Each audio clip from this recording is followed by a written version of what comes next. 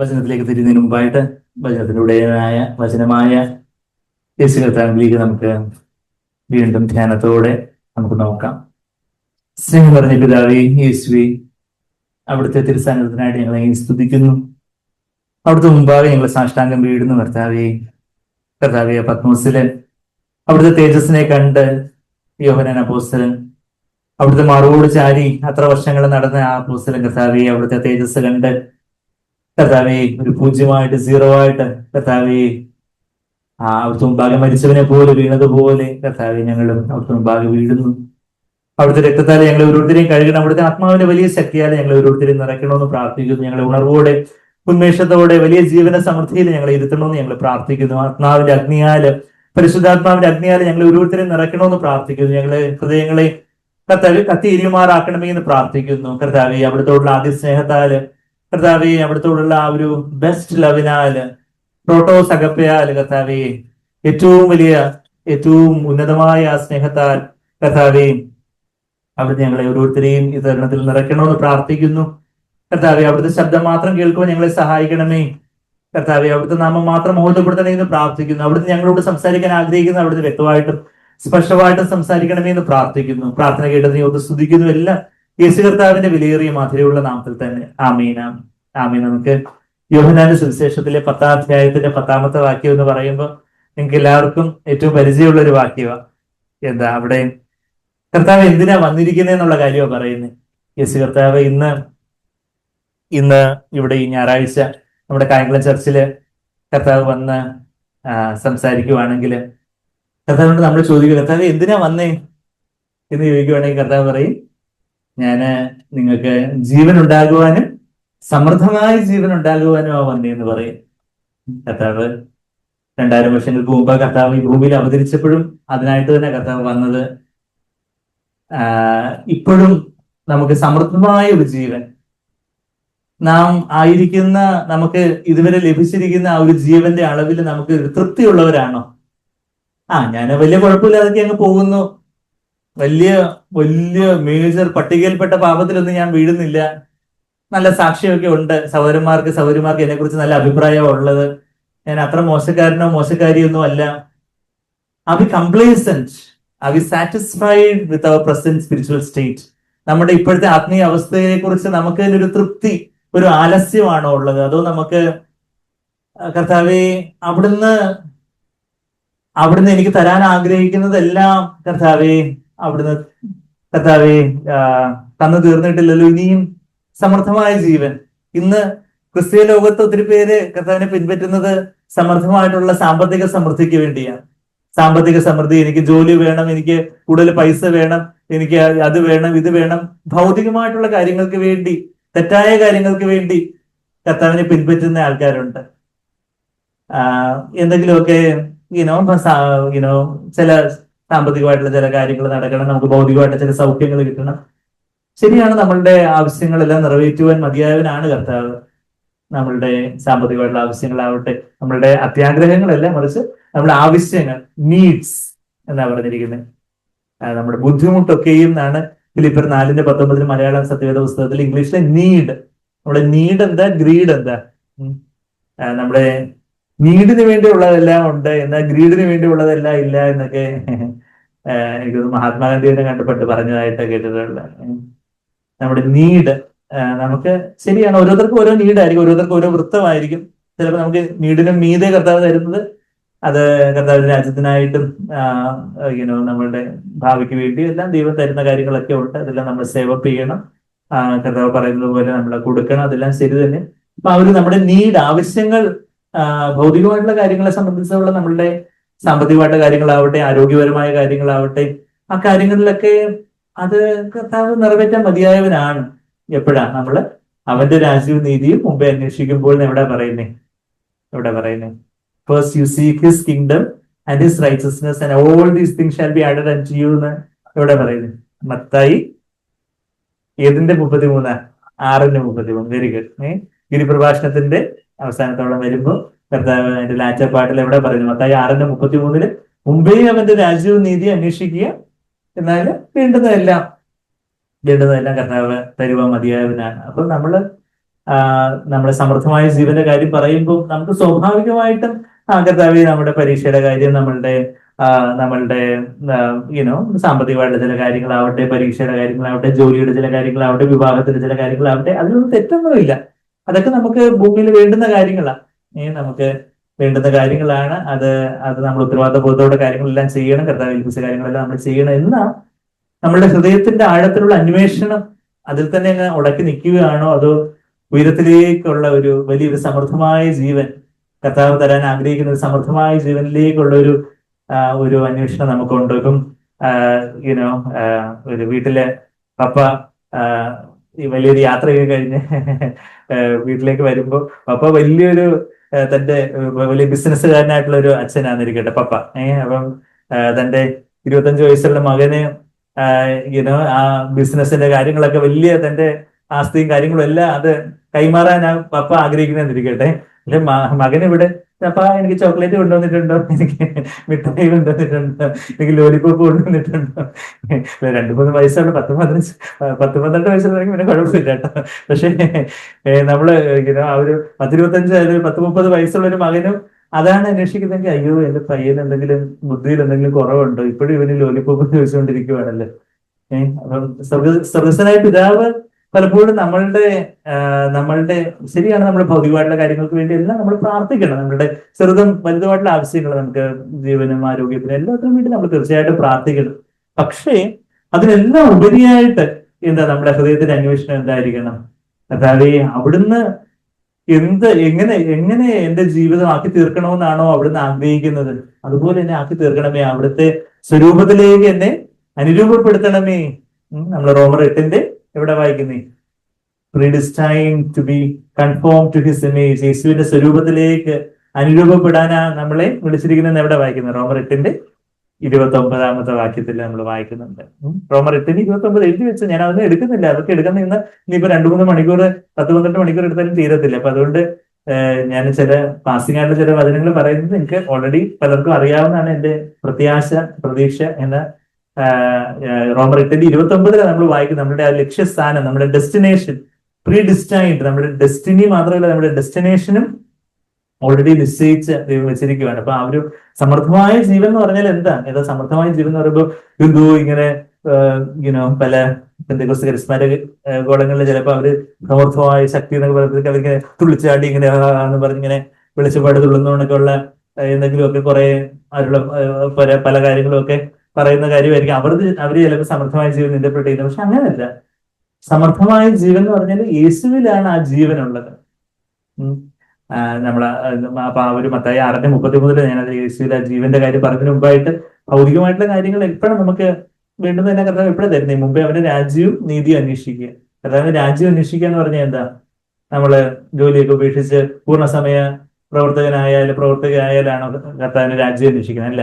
അങ്ങനെയൊക്കെയുള്ള തെറ്റിദ്ധാരണയൊക്കെ ക്രിസ്തീയകുളത്തിലൊക്കെ നമ്മുടെ ഇടയിലൊന്നും ഇല്ല. നമ്മളെ കാര്യങ്ങളൊക്കെ വ്യക്തമായിട്ടും സ്പഷ്ടമായിട്ടൊക്കെ കേൾക്കുന്നുണ്ട്. എന്നാൽ പല ഇവാഞ്ചലിസ്റ്റിക് ക്രിസ്ത്യാനിറ്റിയിലൊക്കെ ദൈവത്തിന്റെ രാജ്യം അന്വേഷിക്കുക എന്ന് പറഞ്ഞാൽ ജോലി ഉപേക്ഷിച്ച് ഫുൾ ടൈം വർക്കറായിട്ട് പോകുന്നതിനൊക്കെയാണ്. പക്ഷെ അതൊക്കെ അതിന്റെ കോളിംഗ് ഉള്ളവരെ അത് ചെയ്യാവുള്ളൂ. കോളിംഗ് ഇല്ലാത്തവർ ചെയ്താൽ അത് കൂടുതൽ കുളമാവത്തേ ഉള്ളൂ. ദൈവത്തിന്റെ വേലയെ നമ്മൾ വിഘാതം സൃഷ്ടിക്കുക, അല്ലെങ്കിൽ തടസ്സം. വിഘാതം എന്ന് പറഞ്ഞാൽ തടസ്സം. ചില മലയാള വാക്കുകളൊക്കെ പറയുന്നത് വെച്ചാൽ നിങ്ങൾക്ക് പിന്നെ മലയാളം പര്യായപദത്തിന് എളുപ്പമാകാൻ വേണ്ട. വിഘാതം എന്ന് വെച്ചാൽ എന്താ? തടസ്സം. തടസ്സം സൃഷ്ടിക്കുക. അങ്ങനെ ദൈവത്തിന്റെ ജോലിയിൽ, ദൈവത്തിന്റെ വേലയെ നമ്മൾ തടസ്സപ്പെടുത്തുക. നമ്മളെ വിളിയില്ലാത്തവര് അതുപോലെയൊക്കെ അഡ്വഞ്ചറസ് ആയിട്ട് എന്തെങ്കിലുമൊക്കെ ഒരു അഡ്വഞ്ചറസ് ആയിട്ടെന്ന് പറയുമ്പോൾ സാഹസത്തോടെ സാഹസികമായി ഒക്കെ നമ്മള് ചില കാര്യങ്ങളൊക്കെ അങ്ങനെയൊക്കെ ചെയ്തതിലൊന്നും വലിയ കാര്യമില്ല. എന്നാൽ ദൈവം നമ്മളെ എന്തിനൊക്കെയാണ് വിളിച്ചിരിക്കുന്നത്, അപ്പൊ അത് ചെയ്യുക എന്നുള്ളതാണ്. അപ്പൊ അവിടെ നമ്മള് ഭൂരിപക്ഷമുള്ള ദൈവമക്കളെ കുറിച്ചുള്ള ദൈവം ചിലപ്പോൾ 10,000-ലോ 10,00,000-ലോ ഒരാളെ ആയിരിക്കും സാക്ബറിനെ പോലെയൊക്കെ പൂർണ്ണസമയ പ്രവർത്തകനായിട്ട്, പൂർണ്ണസമയ ശുശ്രൂഷകനായിട്ടൊക്കെ വിളിക്കുന്നതാണ്. അങ്ങനെയുള്ള വിളി വളരെ റയറായിട്ട് ദൈവത്തിന് അതിൻ്റെതായ ചില ഉന്നതമായിട്ടുള്ള അതുപോലൊക്കെ ഉള്ളവരെ ആയിരിക്കും ദൈവം അതുപോലെയൊക്കെ വിളിക്കുന്നത്. അതിന് തക്കൊണ്ടുള്ള വിശ്വാസത്തെ ദൈവം അവർക്ക് കൊടുക്കും. പക്ഷെ നമ്മൾ വേറെ ആരെങ്കിലും അനുകരിച്ചുകൊണ്ട് അങ്ങനെ ചെയ്യണം എന്നുള്ളതല്ല. നമ്മളെ സംബന്ധിച്ചുള്ള നമ്മളെ ജോലിയിലും നമ്മളെ ആക്കി വെച്ചിരിക്കുന്ന ദൗത്യത്തിലൊക്കെ വിശ്വസ്തരായിക്കൊണ്ട് ഇപ്പൊ മുംബൈ ദൈവത്തിന്റെ രാജ്യം അന്വേഷിക്കുക എന്ന് പറഞ്ഞാൽ എന്താ? ഒരു രാജ്യത്ത് എത്ര രാജാവുണ്ട്? ഒരു രാജാവേ ഉള്ളൂ. ഒരു എംപയർ, ഒരു സാമ്രാജ്യത്തിൽ പല രാജാക്കന്മാര് കാണും. ഒരു സാമ്രാജ്യത്തിൽ, ഒരു എംപയറിൽ പല പല കിങ്ഡംസ്, പല രാജ്യങ്ങൾ കാണും. അതിനകത്ത് രാജാക്കന്മാരെ ചിലപ്പോൾ തമ്മിൽ അടിയായിരിക്കും. എന്നാൽ ഒരു രാജ്യത്തില് ഒരു രാജാവേ ഉള്ളൂ. അപ്പൊ യേശുവിന്റെ രാജ്യം, ദൈവത്തിന്റെ രാജ്യം എന്ന് പറയുമ്പോൾ അവിടെ ആരാ രാജാവ്? ഞാൻ തന്നെ ആണോ? നമ്മളുടെ ജീവിതത്തിൽ സാധാരണ നമ്മൾ തന്നെ അറിഞ്ഞോ അറിയാതെ നമ്മൾ തന്നെ രാജാവ്. നമ്മളുടെ പൈസ നമ്മൾ എങ്ങനെ ചെലവഴിക്കുന്നത്, നമ്മുടെ സമയം നമ്മൾ എങ്ങനെ ചെലവഴിക്കുന്നത്, നമ്മുടെ മൊബൈൽ നമ്മൾ എങ്ങനെ ഉപയോഗിക്കുന്നത്, അതിനർത്ഥം ആരാ രാജാവെന്ന് അവിടെ നിന്ന് തന്നെ നമുക്ക് വ്യക്തമാണ്. നമ്മൾ എങ്ങനെ, എന്ത് വാക്കുകളാ, ആർക്ക് ഇഷ്ടമുള്ള വാക്കുകളാ, ആരുടെ മുമ്പാകെയാണ് നമ്മൾ സംസാരിക്കുന്നത്. അതിൽ നിന്ന് നമ്മൾ പറയാം നമ്മൾ യേശുവിന്റെ രാജ്യം എന്നൊക്കെ പറയും. പക്ഷേ പലപ്പോഴും നമ്മളുടെ രാജ്യം തന്നെ എന്റെ രാജ്യമാണ്, എന്റെ രാജ്യത്തിൽ ഞാൻ തന്നെ രാജാവായിട്ട് ജീവിക്കുന്ന യേശുവിന്റെ രാജ്യം അന്വേഷിക്കുക എന്ന് പറഞ്ഞാൽ എന്താ? എല്ലാത്തിലും നമ്മളെ ഒരു വട്ടപൂജ്യമായിട്ട്, ഒരു സീറോ ആയിട്ട് താഴ്ത്തി ഏൽപ്പിച്ച് പരിശുദ്ധാത്മാവിനാൽ നിറഞ്ഞ് കർത്താവേ അവിടുന്നാണ് രാജാവ്, അവിടുന്നാണ് എന്റെ ജീവിതത്തെ നിയന്ത്രിക്കേണ്ടത്. അപ്പൊ എല്ലാം നമുക്ക് ഭൗതികമായിട്ട് വേണ്ടുന്ന എല്ലാം കിട്ടുന്നതിന്റെ ടെക്നിക്കാണ് ഞാൻ പറഞ്ഞു തരുന്നത്. എന്താ സമർത്ഥമായ ജീവനിലേക്ക് വരുന്നതിന് മുമ്പേ അറ്റ്ലീസ്റ്റ് ഭൗതികമായിട്ടുള്ള നമ്മുടെ ആവശ്യങ്ങളുടെ കാര്യം ഉണ്ടല്ലോ. അപ്പൊ ആ ഭൗതികമായിട്ടുള്ള ആവശ്യങ്ങൾ എപ്പോഴും നിറവേറുന്ന വെച്ചാൽ യേശു നമ്മുടെ ജീവിതത്തിൽ രാജാവായിട്ടായിരിക്കുമ്പോൾ, യേശു നമ്മുടെ ജീവിതത്തിൽ നിയന്ത്രിതാവായിട്ടായിരിക്കുമ്പോൾ, ലോർഡ്ഷിപ്പ്, ആ ഒരു സ്രഷ്ടാവ്, കർത്തൃത്വം നടത്തുന്നവനാണ് കർത്താവ്. അപ്പൊ അങ്ങനെ യേശു നമ്മളുടെ കർത്താവായിട്ട്, ലോർഡ്ഷിപ്പ് നടത്തുന്നവനായിട്ട് അങ്ങനെ ആയിരിക്കുമ്പോ കർത്താവിനെ തന്നെ എല്ലാത്തിനും രാജാവായിട്ട്, നിയന്ത്രിതാവായിട്ട് ആയിരിക്കാനായിട്ട് നാം അന്വേഷിക്കുന്നു എന്ന് പറഞ്ഞാൽ നാം അതുപോലെ സമർപ്പിക്കുന്നു. എവിടെങ്കിലും ഏതെങ്കിലും മേഖലയിൽ എന്തെങ്കിലും നമ്മുടേതായ ഒരു വാക്കോ പ്രവൃത്തിയോ ഒക്കെ വെളിപ്പെടുമ്പോൾ അത് അല്ലെങ്കിൽ നമ്മൾ മുറിപ്പെടുത്തി പെട്ടെന്ന് തന്നെ സോറി ചോദിക്കുന്നു, ക്ഷമ ചോദിക്കുന്നു, അവരോട് ക്ഷമിക്കാനുണ്ടെങ്കിൽ ക്ഷമിക്കുന്നു, എന്തെങ്കിലും തിരിച്ചു കൊടുക്കാനുണ്ടെങ്കിൽ തിരിച്ചു കൊടുക്കുന്നു. അങ്ങനെ നമ്മളൊരു നല്ല മനസാക്ഷിയോടെ നമ്മളിതിനെ താഴ്ത്തി കർത്താവിന്റെ ആത്മാകാൻ നിറഞ്ഞ് അങ്ങനെ കർത്താവിന്റെ രാജാവായിട്ട് അവരോധിക്കുമ്പോഴാണ് ഞാൻ കർത്താവിന്റെ രാജ്യം അന്വേഷിക്കുന്നത് പറയാനൊക്കെ ഉള്ളൂ. അങ്ങനെ കർത്താവിന്റെ രാജ്യം അന്വേഷിക്കുമ്പോൾ നാം കർത്താവിന്റെ നീതി അന്വേഷിക്കുന്നവരായിരിക്കും. കർത്താവിന്റെ രാജ്യവും നീതി അന്വേഷിക്കാനാണ് ഇവിടെ മത്തായി 6:33 വാക്യത്തിൽ പറഞ്ഞത്. കർത്താവിന്റെ നീതി എന്ന് പറഞ്ഞാൽ എന്താ? കർത്താവിന്റെ നീതി, ദൈവത്തിന്റെ നീതി ആരില്ല വെളിപ്പെട്ടത് ഏറ്റവും പെർഫെക്റ്റ് ആയിട്ട്? യേശു ക്രിസ്തുവില്. അപ്പൊ യേശുവിന്റെ സ്വഭാവം, യേശുവിന്റെ ജീവിതം, യേശുവിന്റെ ജീവൻ, അതാ നീതി. അതാണ് ഞാൻ അന്വേഷിക്കുന്നത്. ഈ സമർത്ഥമായ ജീവനാണ് ഞാൻ അന്വേഷിക്കുന്നതെങ്കിൽ ബാക്കിയെല്ലാം കൂടെ കിട്ടുമെന്നായി പറഞ്ഞു വരുന്നത്. സമർത്ഥമായ ജീവൻ എപ്പോഴാണ്? യേശുവിന്റെ രാജ്യവും നീതി അന്വേഷിക്കുമ്പോഴാണ്. യേശുവിന്റെ നീതി അന്വേഷിക്കുന്ന പറഞ്ഞ കർത്താവേ എന്റെ ചിന്തകളിലെ, എന്റെ വാക്കുകളിലെ, എന്റെ പ്രവർത്തികളിലെല്ലാം എനിക്ക് യേശുവിനെ പോലെ എനിക്ക് ചിന്തിക്കണം. കർത്താവെ അവിടുത്തെ മനോഭാവം, യേശുവിനുള്ള അതേ ഭാവം തന്നെ നമ്മളിൽ ഉണ്ടായിരിക്കട്ടെ എന്ന് എവിടെ പറയുന്നേ? That attitude, have that attitude in you which was in Christ Jesus. Philippiar 2 വാക്യത്തിലാണ് പറയുന്നത്. Philippians 2:5 have this attitude in you which was in Christ Jesus. കർത്താവെ യേശുവിന്റെ രാജ്യം അന്വേഷിക്കുക എന്ന് പറഞ്ഞാൽ കർത്താവെ പരിശുദ്ധാത്മാവ് എന്നെ നിയന്ത്രിക്കട്ടെ, ഞാൻ എന്നെ തന്നെ അങ്ങ് താഴ്ത്തുന്നു, പരിശുദ്ധാത്മാവിന്റെ ഒരു ജീവന നിറവ് എനിക്ക് ഉണ്ടായിരിക്കട്ടെ.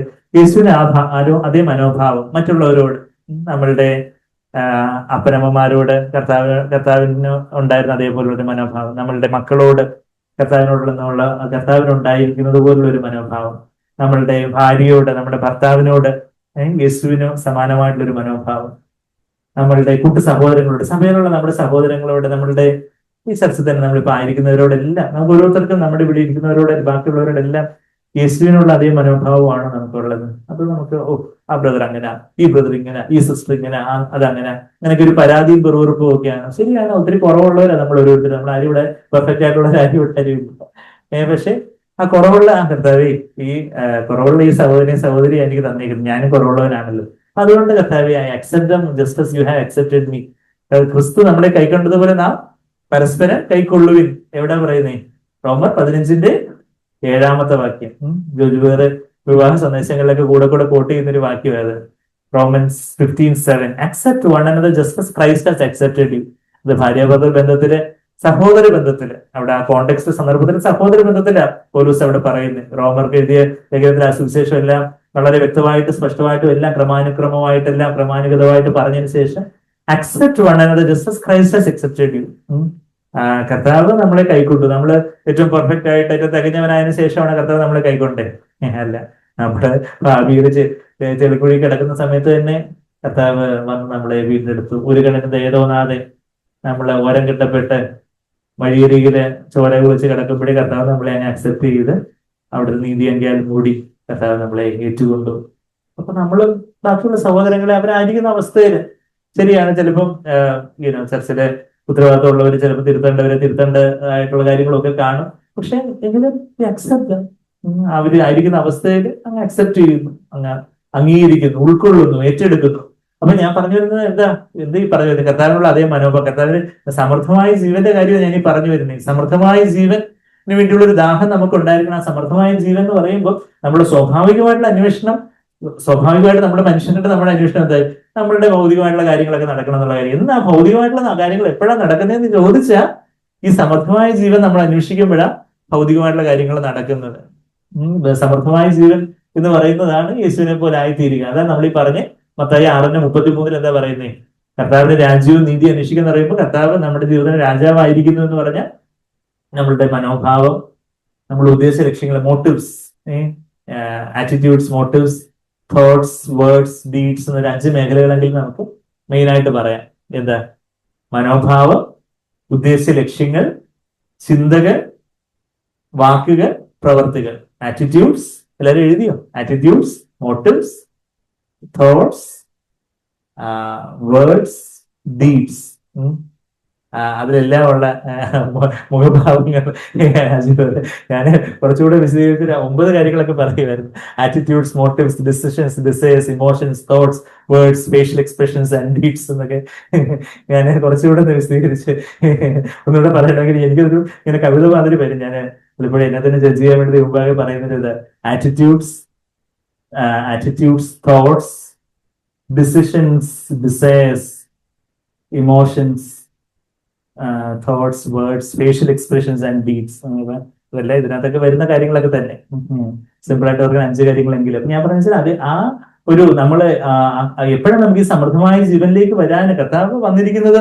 നമുക്കിപ്പം ഈ ഞാൻ മുമ്പ് പറഞ്ഞ പപ്പയുടെ മോന്റെ എക്സാമ്പിൾ പറഞ്ഞു. പപ്പ ആണെങ്കിൽ വലിയ ബിസിനസ് സാമ്രാജ്യം മകനെ ഫലമേൽപ്പിക്കാൻ വേണ്ടി വരുമ്പോൾ എനിക്ക് ലോലിപോപ്പ് ഉണ്ടോ, എനിക്ക് ചോക്ലേറ്റ് ഉണ്ടോ, ഡയറി മിൽക്ക് വാങ്ങിച്ചുകൊണ്ട് വന്നോ എന്നാണ് നമ്മൾ ചോദിക്കുന്നത്. നമുക്ക് ചെറിയ ചെറിയ കാര്യങ്ങളല്ല, കർത്താവ് ദൈവത്തിന്റെ തന്നെ ആ ഒരു സമൃദ്ധമായിട്ടുള്ള രാജ്യം, കർത്താവ് പിതാവ് ദൈവരാജ്യം തരുവാന് ചെറുമന്നയെ എന്നുള്ളത് ശരിക്കും അത് തമിഴിലെ വാക്കാണ്.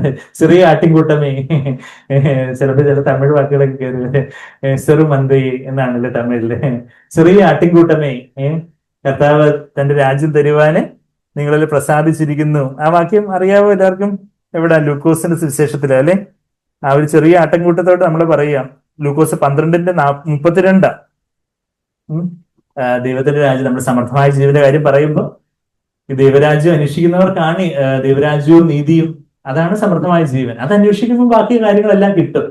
അപ്പൊ അവിടെ ലൂക്കോസ് 12:32 do not be afraid little flock, ചെറിയ ആട്ടിൻകൂട്ടമേ ഭയപ്പെടരുത്, നിങ്ങളുടെ പിതാവ് പപ്പ എന്താ തരാൻ ആഗ്രഹിക്കുന്നത്? നിങ്ങളുടെ പപ്പയുടെ വലിയ രാജ്യം തന്നെ, വലിയ ബിസിനസ് സാമ്രാജ്യം. നമ്മൾ ഭൗതികമായിട്ട് എക്സാമ്പിൾ പറയുക, ഇപ്പൊ അംബാനിയുടെ വലിയ ബിസിനസ് സാമ്രാജ്യം മകന് വേണ്ടി കൊടുക്കുന്നെന്ന് പറയുന്നത് പോലെ, അത് ശരിക്കും പറഞ്ഞാൽ ദൈവത്തിന്റെ ഇതുമായിട്ട് കമ്പയർ ചെയ്യുന്നൊന്നും ഇല്ല. പക്ഷെ നമുക്ക് കാര്യങ്ങളൊക്കെ കത്താൻ വേണ്ടി ഞാനൊന്ന് പറയുക. കോടികളുടെ അല്ലെങ്കിൽ ഇലോൺ മസ്കിനെ എന്റെ കുടുംബത്തെ കുറിച്ച് എനിക്ക് കൂടുതൽ അറിയത്തില്ല. ഇലോൺ മസ്ക് ആണ് ഈ ലോകത്തിലെ ഏറ്റവും ധനികനായിട്ടുള്ള മനുഷ്യനായിട്ട് ഇപ്പം അറിയപ്പെടുന്ന ഒരു മനുഷ്യൻ. പുള്ളിയുടെ ആസ്തിയൊക്കെ നമുക്ക് കുറെ കാൽക്കുലേറ്ററിലൊക്കെ പൂജ്യങ്ങൾ ഇട്ടാൽ പോലും തികയത്തില്ല. എത്ര ആസ്തിയുണ്ട്, കുറെ കോടി പുള്ളിക്ക് തന്നെ അറിയത്തില്ലായിരിക്കും, എപ്പോഴും ഇങ്ങനെ കൂടിക്കൊണ്ടിരിക്കുന്നുണ്ട്. വലിയ ബിസിനസ് സാമ്രാജ്യങ്ങളൊക്കെ ഉള്ള ആൾക്കാര്. അപ്പൊ അതെല്ലാം കൂടെ മകനെ ഫലമേൽപ്പിക്കും. മകൻ എനിക്ക് ഇഞ്ചി മിഠായി വാങ്ങിച്ചു, പണ്ടായിരുന്നു ഇഞ്ചി മിഠായി, ഓറഞ്ച് മിഠായി, ഗ്യാസ് മിഠായി. ഇപ്പോഴത്തെ പിള്ളേർക്ക് അതൊന്നും അറിയത്തില്ല. അല്ലെങ്കിൽ എനിക്ക് ജെംസ് വാങ്ങിച്ചേ. ശരി, നമുക്ക് കൊച്ചു പിള്ളേരെ ആയിരിക്കുമ്പോൾ നമുക്ക് നമ്മുടെ ആത്മീയമായിട്ട് ശൈശവത്തിലായിരിക്കുമ്പോൾ നമുക്ക് ചില ഭൗതികമായിട്ടുള്ള കാര്യങ്ങളായിരിക്കും. പക്ഷെ എന്ന് ദൈവം ആഗ്രഹിക്കുന്നത് എന്താ? നമ്മള് പക്വതയിലേക്ക് വളർന്ന ആ ഒരു ആത്മീയമായിട്ടുള്ള വലിയൊരു സമൃദ്ധി, അതായത് സമൃദ്ധമായിട്ടുള്ള ഒരു ജീവൻ എന്ന് പറഞ്ഞാൽ യേശുവിന്റെ സ്വഭാവം, അതിലേക്ക് അനുരൂപപ്പെടണം. അപ്പൊ ആ സമർത്ഥമായ ജീവനിലേക്ക് അനുരൂപപ്പെടുന്ന പ്രോസസ്സ് നമ്മൾ വേണ്ടുന്നതെല്ലാം കർത്താവ് നോക്കിക്കൊള്ളൂ നീ പറഞ്ഞു വരുന്നത്. അതാ ഞാൻ ഈ രാജ്യവും നീതി എന്ന് പറഞ്ഞു. കർത്താവ് രാജാവായിരിക്കുക എന്ന് പറയുമ്പോൾ എവിടേക്കാ രാജാവായിരിക്കണം? നമ്മളുടെ മനോഭാവങ്ങൾ, ഈശ്വരുള്ള അതേ മനോഭാവം തന്നെ നമുക്ക് ഉണ്ടായിരിക്കട്ടെ. ഫിലിപ്പിയർ 2:5 വാക്യം. പിന്നെ മനോഭാവങ്ങൾ, മോട്ടീവ്സ്, എന്ത് ചെയ്താലും ആരുടെ മഹത്വത്തിനായിട്ട് ചെയ്യണം? ഞാൻ വലിയ ആളാന്ന് എല്ലാരും അറിയണം, ഞാനാണിത് ചെയ്തത്. പണ്ടൊരു കഥയുണ്ടല്ലോ, ഒരു ആമയ്ക്ക് പട്ടണം മൊത്തം കാണാം. അത് നമുക്ക് എല്ലാവർക്കും അറിയാവുന്ന കഥയല്ലേ, നിങ്ങളൊക്കെ കൊച്ചു ക്ലാസ് പഠിച്ചിട്ടുണ്ട്. ഒരു ആമയ്ക്ക് ഒരു പട്ടണം മൊത്തം ചുറ്റി കാണണം. ഭയങ്കര ആഗ്രഹം. അപ്പൊ ആമയ്ക്ക് രണ്ട് കൂട്ടുകാരികളുണ്ട്, അല്ലെങ്കിൽ കൂട്ടുകാരന്മാരുണ്ട്, രണ്ട് കൊക്കുകളാണ്, കൊക്കാന്ന് തോന്നുന്നല്ലേ, രണ്ട് കൊക്കുകളാണ് കൂട്ടുകാരന്മാര്. അപ്പം മുയലല്ല, ആമ മുയലിന്റെ കഥയല്ല ഇത്, ആമയുടെ രണ്ട് കൊക്കിന്റെ വേറെ കഥയാ, കഥ മാറിപ്പോയി. ഓക്കെ, അപ്പൊ ഈ ആമയ്ക്ക് എന്ത് കാരണം? നമ്മളിപ്പോ ഈ അമ്പട ഞാനെന്ന് പറയുന്നതിന്റെ ഒരു അമള ഞാനെന്ന് പറയുകയാണ്. അപ്പൊ ആമയ്ക്ക് ഈ പട്ടണം മൊത്തം ചുറ്റി കാണണം. അപ്പൊ ആമയല്ലേ, കൂപമണ്ടൂകം എന്ന് പറയുന്നതല്ലേ. കൂപമണ്ടൂകം എന്ന് പറഞ്ഞാൽ എന്താ? കൂപം എന്ന് പറഞ്ഞാൽ കിണറ്, മണ്ടൂകമാണ് മണ്ടൂപ്പമാണോ നോക്കണം. അതായത് കൂപമണ്ടൂപമാണ് പകാണെന്ന് പമ്മാന്ന് തോന്നുന്നു. എന്ന് പറഞ്ഞാൽ കിണറ്റിലെ തവള എന്ന് അതിന്റെ അർത്ഥം. കൂപമണ്ടൂകം എന്നൊക്കെ ആൾക്കാർ വിളിച്ച എന്തോ ശ്രേഷ്ഠമായ പദവിയാണെന്ന് ആരും വിളിക്കുന്നത് കിണറ്റിലെ തവളയാണെന്ന് പറയുകയാണ്. ഓ അല്ലയോ കൂപമണ്ടൂപമേ എന്നൊക്കെ ചിലര് വളരെ ബഹുമാനത്തോടെ നമ്മൾ പറയുമ്പോൾ ചിലപ്പോൾ മലയാളം അറിയത്തില്ലെങ്കിൽ ചിലപ്പോൾ അത് കളിയാക്കി വിളിക്കുന്നത് മനസ്സിലാവത്തില്ല. അപ്പൊ എന്ന് പറഞ്ഞാല് കിണറ്റിലെ തവളയ്ക്ക് എന്താ പ്രത്യേകത? കിണറ്റിലെ തവളയുടെ രാജ്യം എന്താ? ഈ കിണർ മാത്രമേ ഉള്ളൂ. അത് ആകപ്പാട് ഈ ഇട്ടാവട്ടത്തിലുള്ള കിണർ മാത്രമേ കണ്ടിട്ടുള്ളൂ, ബാക്കി പുറലോകം ഒന്നും കണ്ടിട്ടില്ല. എന്ന് പറഞ്ഞാൽ ആമ എന്താ, ആമയ്ക്ക് ഇതെല്ലാം കാണണം. അവിടെ പുറത്ത് വലിയ വലിയ കഥകളൊക്കെ ഈ കൂട്ടുകാരന്മാർ വന്ന് പറയുന്നുണ്ട്, കൊക്കുകൾ. അപ്പൊ ഞാൻ എന്നെ കൊണ്ട് കാണിക്കും. അപ്പൊ കൊക്ക് പറഞ്ഞ അത് ഇങ്ങനെ വരുന്നത്, നീ ഇങ്ങനെ ഇവിടെ ഷെല്ലിനകത്ത് ഇങ്ങനെ ഒളിച്ചിരിക്കുമല്ലേ, ഇപ്പൊ നിന്നെ ഇങ്ങനെ ഈ പട്ടണമൊക്കെ കൊണ്ട് കാണിക്കുന്നത്. അപ്പൊ ആമയ്ക്ക് ഒരു ബുദ്ധി തോന്നി, ഒരു വലിയൊരു വടി എടുത്തുകൊണ്ട് വന്ന് നിങ്ങൾ അപ്പുറവും ഇപ്പുറവും അതിങ്ങനെ കൊത്തിപ്പിടിക്കണം. ഞാൻ അതിന്റെ അറ്റത്ത് എന്താ കടിച്ചു കിടന്നോളാം. ഇപ്പൊ കഥ കത്തിയില്ലേ, എപ്പോഴാ കഥ മനസ്സിലായി. ഞാൻ അതിനകത്ത് കടിച്ചു പിടിച്ച് കിടന്നോളാം. അപ്പൊ അത് കഴിഞ്ഞിട്ട് അപ്പൊ നല്ല ഐഡിയ, കൊള്ളാം, നീ കടിച്ചു പിടിച്ച് കിടന്നോളാം, ഇടയ്ക്ക് നിന്റെ ഡയലോഗ് ഒന്നും എടുക്കരുത്, താഴെ പോകുന്നൊക്കെ പറഞ്ഞ് ഒരു മുന്നറിയിപ്പൊക്കെ കൊടുത്ത് ഇവര് സർക്കിട്ട് യാത്രയായി. പൊക്ക് പൊങ്ങി ആമ ഒത്തിരി എക്സൈറ്റഡ് ആയിട്ടുള്ള വലിയ വലിയ കാര്യങ്ങളൊക്കെ കാണുന്നു. ആമയ്ക്കാണെങ്കിൽ ഹാന്ന് പറയണമെന്നുണ്ട്, എന്നാലും കുക്ക് പറഞ്ഞ് കടിച്ചു പിടിച്ചോന്നേ, അല്ലെങ്കിൽ താഴെ കിടക്ക. അത് കഴിഞ്ഞിട്ട് ഒത്തിരി വലിയ വലിയ കാര്യങ്ങളൊക്കെ കണ്ട് വല്ല അമ്പരചുംബികളായ കെട്ടിടങ്ങൾ, അമ്പരചുംബി എന്ന് പറഞ്ഞാൽ, അമ്പരം എന്ന് പറഞ്ഞാൽ ആകാശം, അമ്പരചുംബികൾ എന്ന് പറഞ്ഞാൽ സ്കൈ സ്ക്രൈപ്പേഴ്സ്, ആകാശത്തെ ചുംബിക്കുന്ന, ആകാശത്തെ തൊടുന്ന വലിയ വലിയ കെട്ടിടങ്ങൾ കാണുമ്പോൾ ആന്ന് പറയണമെന്നുണ്ടെങ്കിൽ ആമ അടക്കി പിടിച്ച് അവസാനം ഒരു എന്താ ഈ പ്ലേ ഗ്രൗണ്ടിലോട്ട് വന്നു. അപ്പൊ അവിടെ കുറെ കൊച്ചു പിള്ളേർ അതേ നോക്കി ഒരു വലിയൊരു സൈറ്റ് കാണുന്നു, വലിയൊരു ദൃശ്യം. എന്താ ഈ കൊക്കും മാമയും ഇതുവരെ ഒരു സൈറ്റ് ഞങ്ങൾ കണ്ടിട്ടേ ഇല്ല, ഇത് കൊള്ളാമല്ലോ, ഇത് ആരുടെ ഐഡിയ ആണിത് എന്ന് ചോദിച്ചപ്പോഴത്തേക്ക് അമ്മയ്ക്ക് പിന്നെ അങ്ങ് സഹിക്കാൻ പറ്റില്ല. അമ്മ പിന്നെ ഇത് അപ്പം അവിടുത്തെ കൊച്ചുങ്ങൾ പറയുന്നത് കൊക്കിന്റെ ഐഡിയ ആയിരിക്കും ഇത്, എന്താ കൊക്കിന്റെ ഐഡിയ ആയിരിക്കാനേ സാധ്യതയുള്ളേ. അപ്പത്തേക്ക് അമ്മയ്ക്ക് അങ്ങ് വല്ലാതെ അസൂയ മൂത്ത, കൊക്ക് ഗ്ലോറി എല്ലാം കൊണ്ടുവന്നു, കൊക്കിന് മഹത്വം എന്റെ ഐഡിയ ആണ് എന്ന് പറഞ്ഞോണ്ട് പറഞ്ഞപ്പോഴത്തേക്ക് എന്ത് പറ്റി, ആമ തപ്പോന്നും പറഞ്ഞ് നിലത്തടിച്ചു വീഴുന്നു. എന്ന് പറയുന്നത് പോലെ നമ്മൾ പലപ്പോഴും അയ്യോ ഞാനാണ് ഇതിന്റെ എല്ലാം സൂത്രധാരൻ ഞാനാണ് എന്ന് പറയാൻ വേണ്ടി നമ്മള് വാതിറക്കുമ്പോഴാ എന്താ നമ്മളെ കമന്നടിച്ച് അല്ലെങ്കിൽ മലന്നടിച്ച് വീഴുന്നത്. മീൻസ് നമ്മള് എന്ത് ചെയ്താലും കർത്താവേ അവിടുത്തെ നാമമഹത്വത്തിനായിട്ട് എന്ന് ഞാൻ പറഞ്ഞു തന്നെ, എന്തിനാ കഥ പറഞ്ഞേ? അപ്പൊ അവസാനം കഥ എല്ലാവർക്കും ഓർമ്മയുണ്ട്, എന്തിനാ ഈ പറഞ്ഞത് മനസ്സിലായോ? ഇതിനു വേണ്ടിയാ നമ്മുടെ ജീവിതത്തില് എല്ലാം കർത്താവിന്റെ നാമമഹത്വത്തിനായിട്ട്. ഇനിയിപ്പോ വേറെ ആരെങ്കിലും നമ്മൾ ചെയ്ത ഒരു കാര്യത്തിൽ വേറൊരാളുടെ ക്രെഡിറ്റ് എടുത്തോണ്ട് പോയി തന്നെ ഇരിക്കട്ടെ. ശരിയാണ്, ജോലി സ്ഥലത്ത് അങ്ങനെയുള്ള ചില കാര്യങ്ങളിലൊക്കെ നമ്മൾ ജ്ഞാനത്തോടെല്ലാം ചെയ്യണം. പക്ഷെ ആത്മീയമായിട്ടുള്ള കാര്യങ്ങളിലൊക്കെ അത് സാരമില്ല. എന്താ കർത്താവിന്റെ നാം മോദപ്പെട്ടാൽ മതി. എന്റെ പേര് ആരും അറിയേണ്ട കാര്യമില്ല, ഞാനങ്ങ് പറഞ്ഞില്ലാതാകട്ടെ. ഞാൻ ഈ പറയുന്നത് സമൃദ്ധമായ ജീവന്റെ കാര്യം പറഞ്ഞു വരുന്നത്, സമൃദ്ധമായ ജീവനിലേക്കുള്ള വഴിയ. അപ്പൊ യേശു നമ്മുടെ ജീവിതത്തിലെ രാജാവായിരിക്കുന്നതിന്റെ കാര്യം പറഞ്ഞു വരുന്നത്. അപ്പൊ നമ്മുടെ ജീവിതത്തിൽ ഏതൊക്കെ മേഖലകളിൽ രാജാവാകണം? നമ്മുടെ മനോഭാവങ്ങളിൽ, നമ്മുടെ ഉദ്ദേശ ലക്ഷ്യങ്ങളുടെ കാര്യമായി നമ്മൾ പറഞ്ഞത്. ഉദ്ദേശ ലക്ഷ്യം എന്ന് പറഞ്ഞാൽ എന്താ? മോട്ടീവ്സ്. എന്തിനു വേണ്ടിയാണ് നമ്മൾ ഓരോ കാര്യം ചെയ്യുന്നേ? ഓരോ കാര്യം കർത്താവേ അവിടുത്തെ നാമമഹത്വത്തിനായിട്ട്, അവിടുന്ന് ബാക്കിയുള്ളവർ നമ്മളെ കൈയടിക്കുമ്പോഴും ഇപ്പൊ അഥവാ ചീത്ത വിളിച്ചാലും എല്ലാം കർത്താവേ അവിടുന്ന് എല്ലാം അറിയുന്നു, അവിടത്തേക്കാണല്ല. നിങ്ങൾ എന്നെ സ്വീകരിക്കുന്നു, എന്റെ പിതാവിനെ സ്വീകരിക്കുന്നു എന്ന് യേശു പറഞ്ഞതുപോലെ. അതുപോലെ തന്നെ കർത്താവ് പറഞ്ഞത്, മനുഷ്യർ നിങ്ങളെ സ്വീകരിക്കുമ്പോൾ എന്നെയാ സ്വീകരിക്കുന്നതെന്നൊക്കെ കർത്താവ് പറയുന്ന ആ കാര്യം അറിയത്തില്ലേ? മത്തായി 10-ാം അധ്യായത്തിന്റെ അവസാനത്തിലെ വാക്യം നമുക്കറിയാമല്ലോ അല്ലെ? എന്താ അവിടെ കർത്താവ് പറയുന്നുണ്ട്, എന്നെ സ്വീകരിക്കുന്നവന് എന്റെ പിതാവിനെ സ്വീകരിക്കുന്നു. മത്തായി 10-ാം അധ്യായത്തിന്റെ അവസാനത്തെ വാക്യങ്ങളിലേക്ക് വരുമ്പോ 40-ാമത്തെ വാക്യം, നിങ്ങളെ കൈക്കൊള്ളുന്ന എന്നെ കൈക്കൊള്ളുന്നു. അപ്പൊ നമ്മളെ ആരെങ്കിലും കൈക്കൊള്ളുന്നു, പുകഴ്ത്തുന്നു, അപ്പൊ അവര് യേശുവിനെ കൈക്കൊള്ളുന്നത്. നമ്മൾ യേശുവിന്റെ നാമത്തില്, യേശുവിന്റെ സാക്ഷിയായിട്ടാണ് നമ്മൾ അവിടെ ആയിരിക്കുന്നത്. നിങ്ങളെ കൈക്കൊള്ളുന്നവൻ എന്നെ കൈക്കൊള്ളുന്നു. യേശു പറയുക ശിഷ്യന്മാരോട്, എന്നെ കൈക്കൊള്ളുന്നവൻ എന്നെ അയച്ചവനെ കൈക്കൊള്ളുന്നു എന്നുള്ള കാര്യം കർത്താവ് പറയുന്നുണ്ട്. കണ്ടോ, വാക്യം കിട്ടിയോ? മത്തായി 10:40 വാക്യം എടുത്തില്ലേ? അയ്യോ, ഓക്കെ. ആദ്യം തന്നെ റെഫറൻസ് വരുമ്പോൾ അതിൽ തന്നെ അങ്ങ് എഴുതിയിട്ട് പിന്നെ നമ്മൾ വാക്യം എടുക്കണം. അപ്പൊ റെഫറൻസ് അതിൽ തന്നെ എഴുതാൻ പറയുന്നതിന്റെ കാരണം അത് വാക്യം എടുക്കാൻ നോക്കുമ്പോഴത്തേക്ക് ചിലപ്പോൾ റെഫറൻസ് മറക്കും. അപ്പൊ അതുകൊണ്ട് അനുഭവം ഗുരുവായതുകൊണ്ട് എന്താ നമ്മൾ ആദ്യം ഒന്ന് റെഫറൻസ് അങ്ങ് എഴുതി എടുത്തിട്ട് പിന്നെ ആ വാക്യത്തിലേക്ക് പോയി നോക്കുമ്പോൾ എന്താ മത്തായി 10:40 കർത്താവിനെ കൈക്കൊള്ളുമ്പോൾ കർത്താവിനെ അയച്ച പിതാവിനെ കൈക്കൊള്ളുന്നത്. അപ്പൊ നമ്മളെ ഒരാളെ കൈക്കൊള്ളുമ്പോൾ യേശുവിനെ കൈക്കൊള്ളുന്നത്. നമ്മളെ അതുപോലെ നമ്മളെ ആരെങ്കിലും എന്തെങ്കിലുമൊക്കെ തെറ്റിദ്ധരിച്ചു, ചീത്ത വിളിച്ചു, അല്ലെങ്കിൽ ശരിയാ, ചിലപ്പോൾ നമ്മുടെ തന്നെ കുഴപ്പം കൊണ്ടായിരിക്കും. അപ്പം കർത്താവെ അവിടുന്ന് അറിയുന്നു, ഞാൻ അവിടുത്തെ നാമത്തിൽ ചില കാര്യങ്ങൾ ചെയ്തു, മറ്റുള്ളവരെ നമ്മളെ തെറ്റിദ്ധരിച്ചു. നമ്മളുടെ കുഴപ്പം കൊണ്ടാണെങ്കിൽ ഒഫ്കോഴ്സ് നമ്മുടെ ആ ഉത്തരവാദിത്വം ഏറ്റെടുക്കുന്ന കർത്താവെ എന്നോട് ക്ഷമിക്കണം, കൂടുതൽ നന്നായിട്ട് ചെയ്യുക, അതിനെ സഹായിക്കണം. പക്ഷെ നമ്മൾ അപ്പാന്തോടെല്ലാം ചെയ്തിട്ടും ഒരു കുറ്റവും നിന്നെയും പഴിയൊക്കെ ആണെങ്കിലും കർത്താവെ അവിടുന്ന് അറിയുന്നല്ലോ. അവിടെ ഞാൻ പറഞ്ഞു വരുന്നത് എന്താ, നമ്മുടെ ഉദ്ദേശിച്ച ലക്ഷ്യങ്ങൾ, മോട്ടീവ്സ് എല്ലാം, what ever you do everything for the glory of God. എവിടെ പറയുന്നേ? എന്ത് ചെയ്താലും 1 Corinthians 10:31, 1 Corinthians 10:31 പറയുന്നത്. എന്താ പറയുന്നേ? വാട്ട് എവർ യു ഡു, തിന്നാലും കുടിച്ചാലും, ആരും കഴിക്കുന്ന ഭക്ഷണം, ആരും കഴിക്കുന്ന വെള്ളം കുടിക്കുന്നതെന്ന് പറഞ്ഞാൽ നമ്മള് എല്ലാ ദിവസവും ചെയ്യുന്ന കാര്യമാണ്. അത്രയ്ക്ക് വെള്ളം പോലും കുടിക്കാതെ ഉപവസിക്കുന്ന ആരുമില്ലെന്ന് പ്രതീക്ഷിക്കുന്നത്. ഇപ്പൊ ആഹാരം കുടിച്ച് നമ്മൾ എല്ലാ ദിവസവും ചെയ്യുന്ന വളരെ മണ്ടെയിൻ എന്ന് പറഞ്ഞാൽ എന്താ, മണ്ടത്തരമൊന്നല്ല, ഏർത്ത്ലി, വളരെ ഭൗതികമായ മണ്ടെയിൻ ഏർത്ത്ലി തിങ്സ് ആണ് എന്താ, ആഹാരം കഴിക്കുകയും വെള്ളം കുടിക്കുകയും ഒക്കെ ചെയ്യുന്നത്. അതുപോലെ കർത്താവിന്റെ നാമബോധത്തിനായിട്ട് ചെയ്യണമെന്ന് പറഞ്ഞാൽ തന്നെ കർത്താവ് ഞാൻ ആഹാരം കഴിക്കുന്നത് എന്റെ വിശപ്പ് മാറ്റുക എന്നുള്ള, ശരിയാണ്, എന്റെ വിശപ്പ് മാറണം. പക്ഷെ കർത്താവെ അവിടുത്തെ നാമബോധത്തിനായിട്ട് ജീവിക്കുവാനും ഈ പരിശുദ്ധാത്മാവിന് ആലയമാകുന്ന അവിടുത്തെ ശരീരത്തിന് ആരോഗ്യത്തോടെ കാത്തു സൂക്ഷിക്കാൻ വേണ്ടിയാണ് ഞാൻ ആഹാരം കഴിക്കുന്നത്. ഞാൻ കഴിക്കാൻ വേണ്ടി ജീവിക്കുവല്ല, ജീവിക്കാൻ വേണ്ടി കഴിക്കുവാണ്.